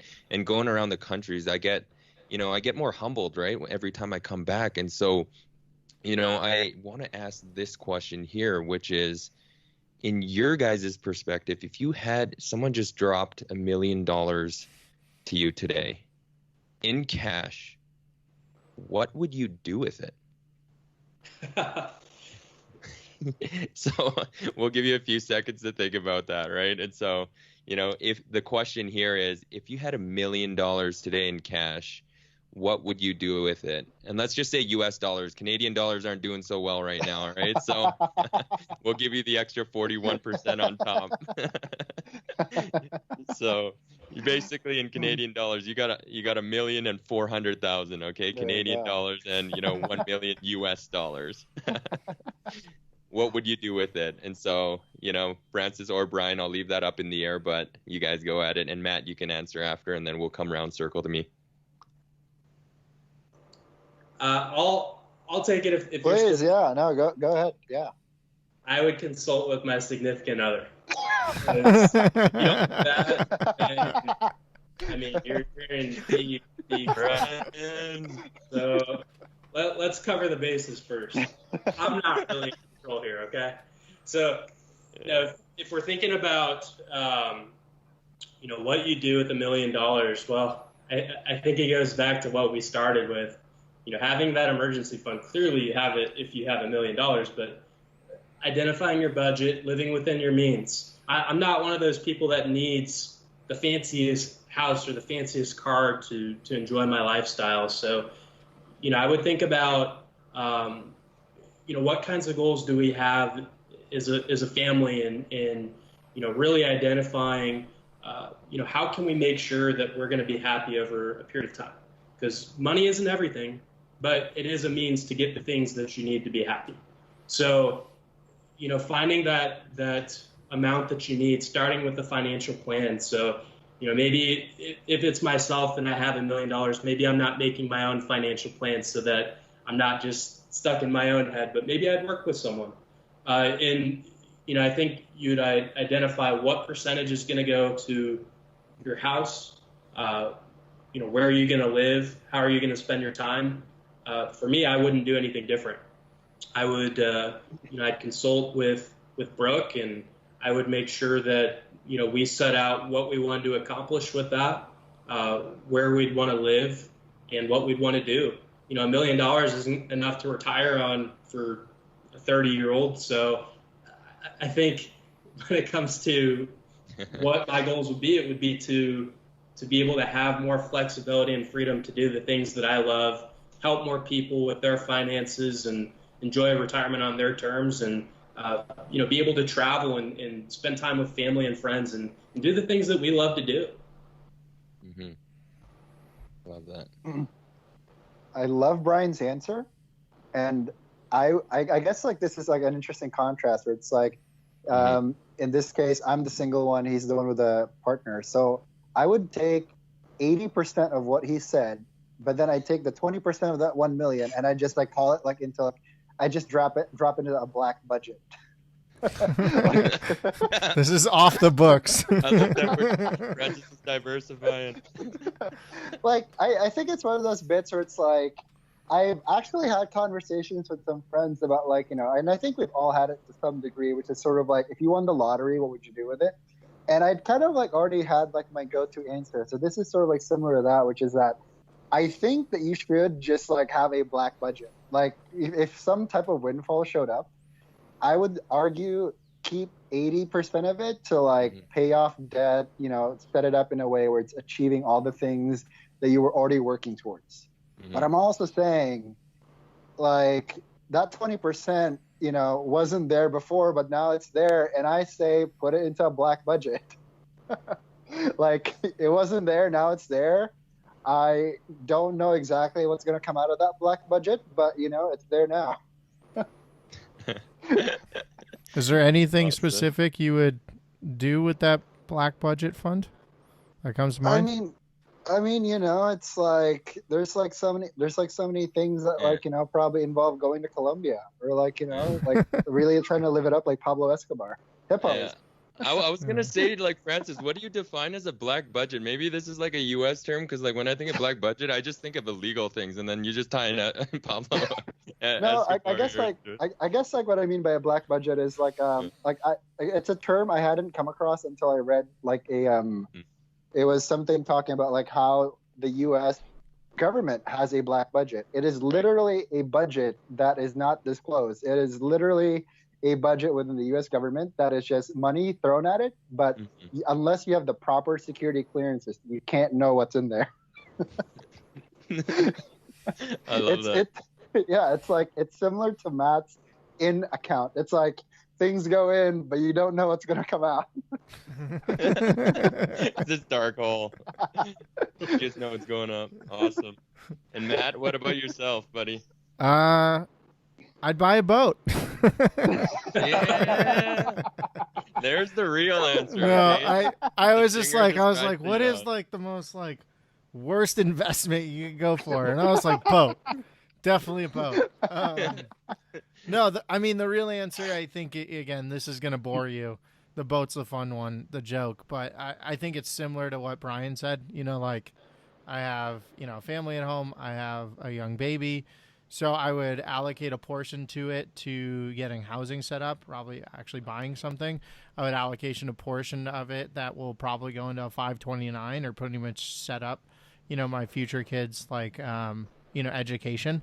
I would, the interesting thing is, Brian, you mentioned, $1 million isn't enough to retire on. And I actually think that it's not that far off depending on what your annual burn rate is. So I've talked about him with Francis. There's a guy called Mr. Money Mustache online, and he has this idea or this theory that if you want to retire today and you're going to put all your money into like the markets and just have it grow at a conservative 3 or 4%, whatever it is, you need 30 times what your annual burn rate is. So if I calculated my annual burn rate, and again, living in San Francisco, being at like 60K, that's 1.8 million. Not a crazy amount of money. So honestly, I would probably allocate a good portion of it to that. I would call that like my more responsible black fund, That's my like Mr. Money Mustache fund. Like get to 1.82 million, have that be there. Yeah. And then honestly, I see that as like a leveling up where it's like now I could literally rely on whatever cash flow comes off of that for the rest of my life. Even if I didn't work, but the truth is I would have time to be productive and allocate to something, and I'd probably still generate an income somehow, just much more creatively and on my own terms. And then lastly, I'd probably allocate some of it to real estate investing because that is just an avenue that I find fun and exciting, and it's a little bit more of an active form in investing that's more business related. So that's kind of my answer in a nutshell. Sam, what's your thoughts? You know what's funny? I know I'm the one asking this question, but I was soaking in everything that you guys are saying. And full disclosure, I haven't even thought. You can have my boat answer. Right? So I'm just trying to soak it in and just trying to be as real as possible. I look at this. I'm just gonna riff off of what I'm actually thinking off the cuff here. So Francis, you brought up a good point, which is like, hey, people, imagine if you hit the lottery is essentially what this question is, right? Like $1 million lottery. And from what I know, the stats is like, hey, people, it's 70% of the people that actually hit this lottery, they lose the money, right? Yeah. And so I actually like to reframe this question where the magnitude of the dollar to me doesn't really matter. So I just say, hey, if you had $1 more today in cash, what would you do with it? I reframe it this way because, again, oversharing a little here, but my personal life been pretty frugal growing up, like, pretty humble beginnings. Like I wasn't joking, Francis. I think the first time you're meeting, I'm wearing the same shirt, the same sweater. You remember? Like, I wasn't you were joking wearing when that shirt. You remember this, Francis? I thought you just wore it again. Yeah, no, you're actually spot on. You're right. But Brian, this is it. Like we met in San Francisco and same clothes and got it on same underwear. No, that. You know what? That might be the same. No. But I think where I'm going with this is, if I had $1 million versus even $1, right? I look at it as, going back to set the preface, like I've always, growing up, because I had more like frugal and humble beginnings, I actually always wanted to be that millionaire. I always wanted to be like, you know what? I don't want to be broke anymore. I have 3 brothers. I don't want to share, I don't want the hand-me-downs anymore, right? And basically we're sharing underwear, like, and I thought of this question, but I think now as you at least get into my mindset here, I think I've worked towards this perspective where I'm like, honestly, when you look at yourself in the mirror and you look at your lifestyle, if you had an extra $1 versus $1 million, how much more different would it be? And let me clarify here, right? Where it's like, in a given day, how much can you really eat, right? how many pairs of underwear, shirts, or clothes or t-shirts or like jackets could you actually wear, right? And even if you got a boat, right, it's not like you're riding it every day. And so like I try to set that preface up to answer this question, where if I actually had the $1 million, now I'm coming full circle to answer it, I am actually going to spend it more on, I'm trying to see if I could spend it more on like philanthropic ventures where like I could actually still survive with my own income. And the reason why I say that is because like traveling has been, a passion of mine. And I see a lot of my friends, like they've got new vehicles, they've got nice houses, like, Mercedes, whatever, yada, yada, right? And I'm here just, driving the same old thing.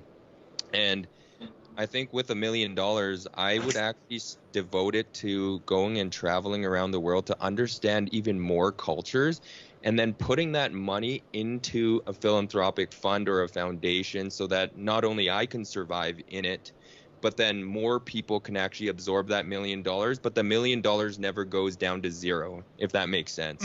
Yeah. And so that would be the 80%. And then I'm going to use the same strategy, Francis, that you kind of use here. The 20%, I would probably set up another call like this and consult the three of you to actually see what I should do with it. And so, I went last, so I have a little bit of an extra edge on the question, but I would definitely set up another chat because, to round this off, I think with, the four of us and the three of you here, at least my sentiments here, like I would definitely trust you guys. Like I told you, you guys give me a lot of hope here. And I think, even Matt yourself, like I know we work together, but you're sharing a lot of good feedback. So I think, I want to wrap that up, at least on my end, and then, pass it around here. Cool. And I have one more of these fun questions that I think is also kind of it's on the deeper side, which is, if money was no object, right, for you guys, what would you be doing with your time? It could be exactly what you're doing right now. But I'll pass it off to Brian and then Francis and then to Sam, and I'll go last. Okay. I'd be doing the exact same thing. I love my career, what I'm doing, really passionate about helping people with their financial situation. And so I'd continue doing that. I'd spend time with my family, with friends, and just enjoy the life I have. And also just living within my means and trying to help people when you can. Awesome. I would probably change my job, or maybe change like certain portions of it where maybe I don't have to go in every day, or I can just do it on a part-time basis. Definitely sort of reacquire more of my time back. I think that's kind of one of the things I've definitely learned from this whole pandemic, where we're forced to stay in some instances, is when you can sort of do your work and do it on your schedule instead of feeling like to have to get up and then commute or spend 2 hours a day, 3 hours a day commuting. Having more control of your time has definitely been very appealing to me. And I would say that that's probably the biggest change I would make if, money were no object. I think that I've spent a good amount of time over the past, what is this now? Almost 2 months thinking about what you want your life to look like, or what I want my life to look like. And I realized that there really are some, but not so many things I would change, because I think that this is a line I definitely am stealing from this guy who had written this fantastic post. And he said, build the life you want and then you save for it. I don't know exactly if that line, if you've heard that line before, but I remember reading that and I just thought to myself that we've spent a good chunk of time talking about trying to set up, the things you need to do before you can take the next step. And that's also one of the things that I've been working on, which is how do I want my life to look like so that money isn't something that would drastically change it, to sort of live the life you want and then be able to, have money be invested, be saved, so that you can just maintain that. It's sort of like getting your cake now. Nice.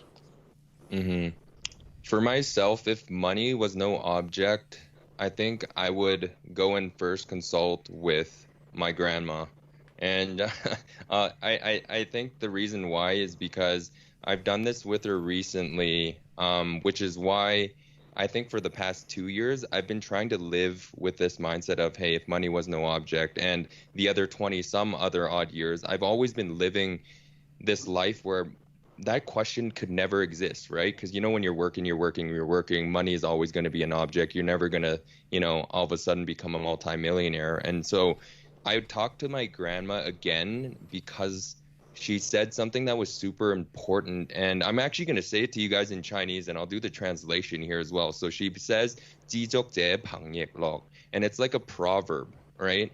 And what it really means is like, basically, if you had nothing and you can still be happy, you're still happier than the person with a multi-billion dollars that's unhappy. And I was just like, dude, you're 97 and you got some like, she's definitely not running on DOS. She's 97 years old, and I feel like she's never been like multi-million rich, and like she, humble beginnings, just immigrating over here with the family to Canada. And I think I take that and I would consult with her, because when she actually mentioned that proverb to me, I was just like, that's probably the reason I've never really been happy, or I was always worried, right, about financials.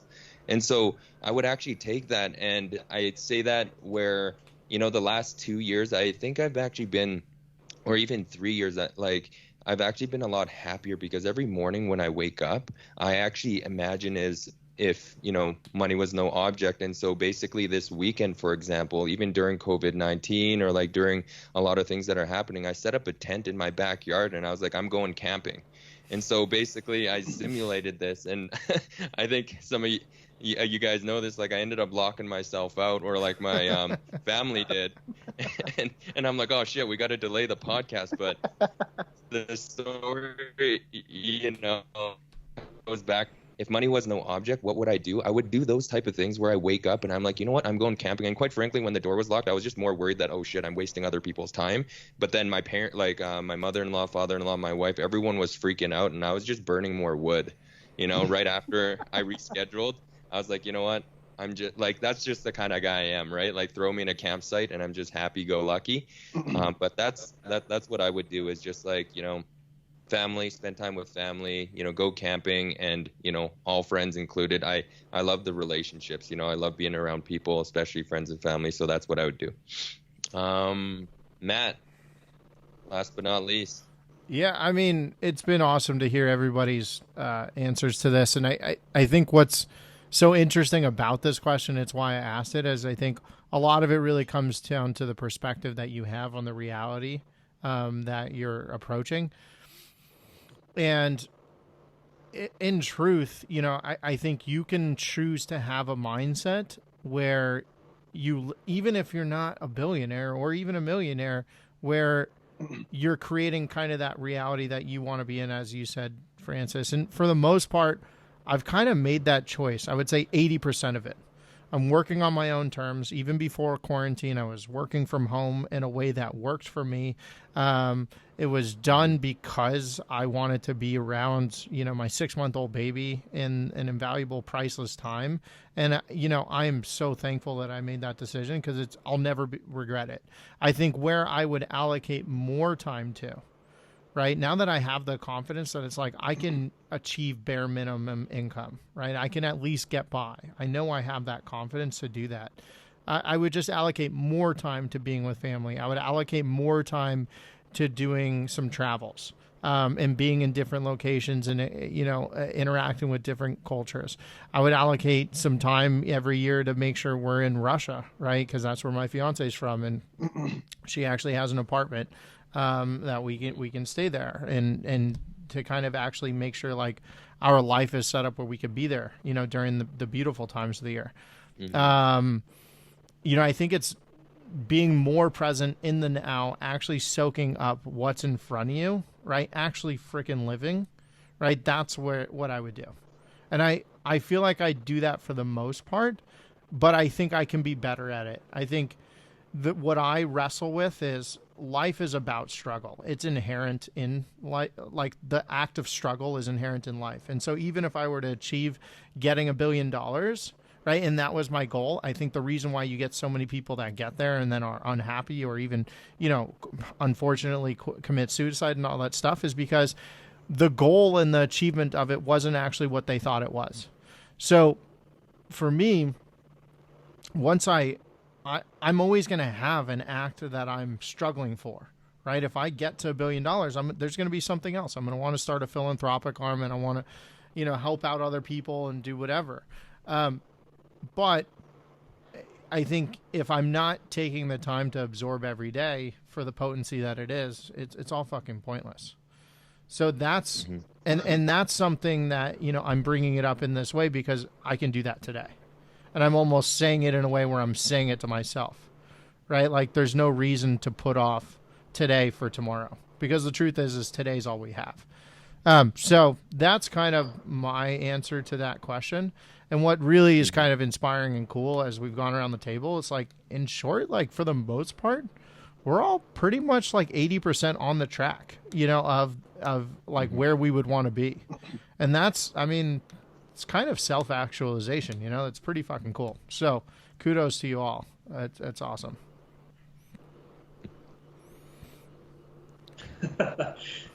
Thank you. Yeah, you're welcome. All right. So I think to round it out here, I think, Brian, you have Safe Landing Financial.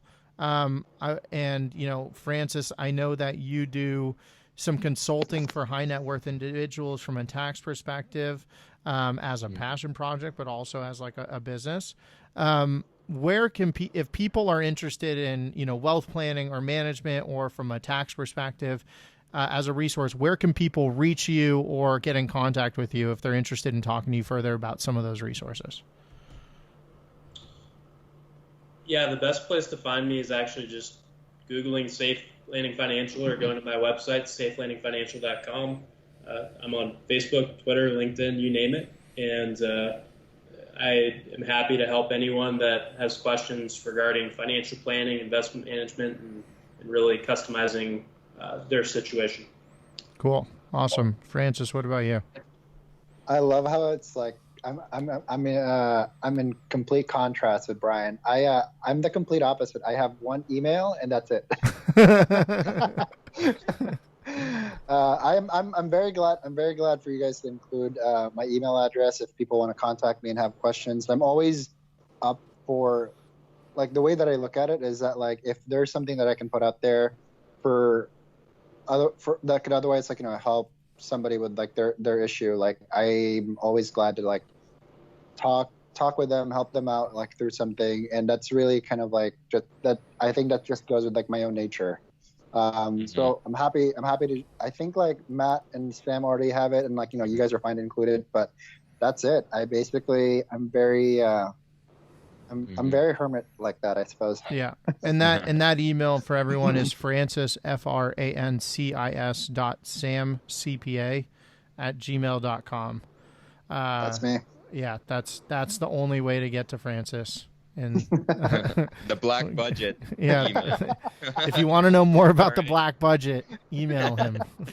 You got to go there. All right. Well, I'll walk through my closing thoughts here and summarize. And then, at the beginning here, we talked about financial habits and tips. We went through budgeting as well. We went through investment strategies for if and when you actually create that personal budget and you've got that excess cash where you actually want to look at investment strategies. Went through some fun questions as well. But I think for my closing thoughts is, Brian, Francis, I think, to help us power through adversity, I just really want to thank you guys, because I think Matt and I, or the community, with the both of your help right now, a lot of us can, a few things, right? 1, stay out of debt. 1, learn how to actually save a little bit better. 3, planning, right? For those, unfortunate or, preventable situations. And so just want to say thank you there, because I know you guys took a lot of time here as well, and very, very appreciative, because I think with the both of you guys, Matt and I will give you $1,000 and make it 2,000 for us in a year. Hopefully not a decade, right, Brian? But we're definitely going to reach out to you guys, all right, for if and when we get that extra $1,000. Yeah. Well, thank you. It's been a blast joining you guys, and I'm enjoying the work that you guys are doing and the podcast putting this out there. So thanks for having me on. Cool. Likewise. Thank you for having me. It's been a fun conversation. All right. Awesome. Take care, everyone. Thanks, guys. Ciao, Bella. Thank you, everyone, for tuning in to today's episode. If you enjoyed what you heard, please feel free to share, like, and subscribe to our channel via Linktree. You can find us on all of your favorite podcast sources, as well as YouTube, Facebook, and Instagram. Until next time, stay healthy, stay happy, and good luck, everyone.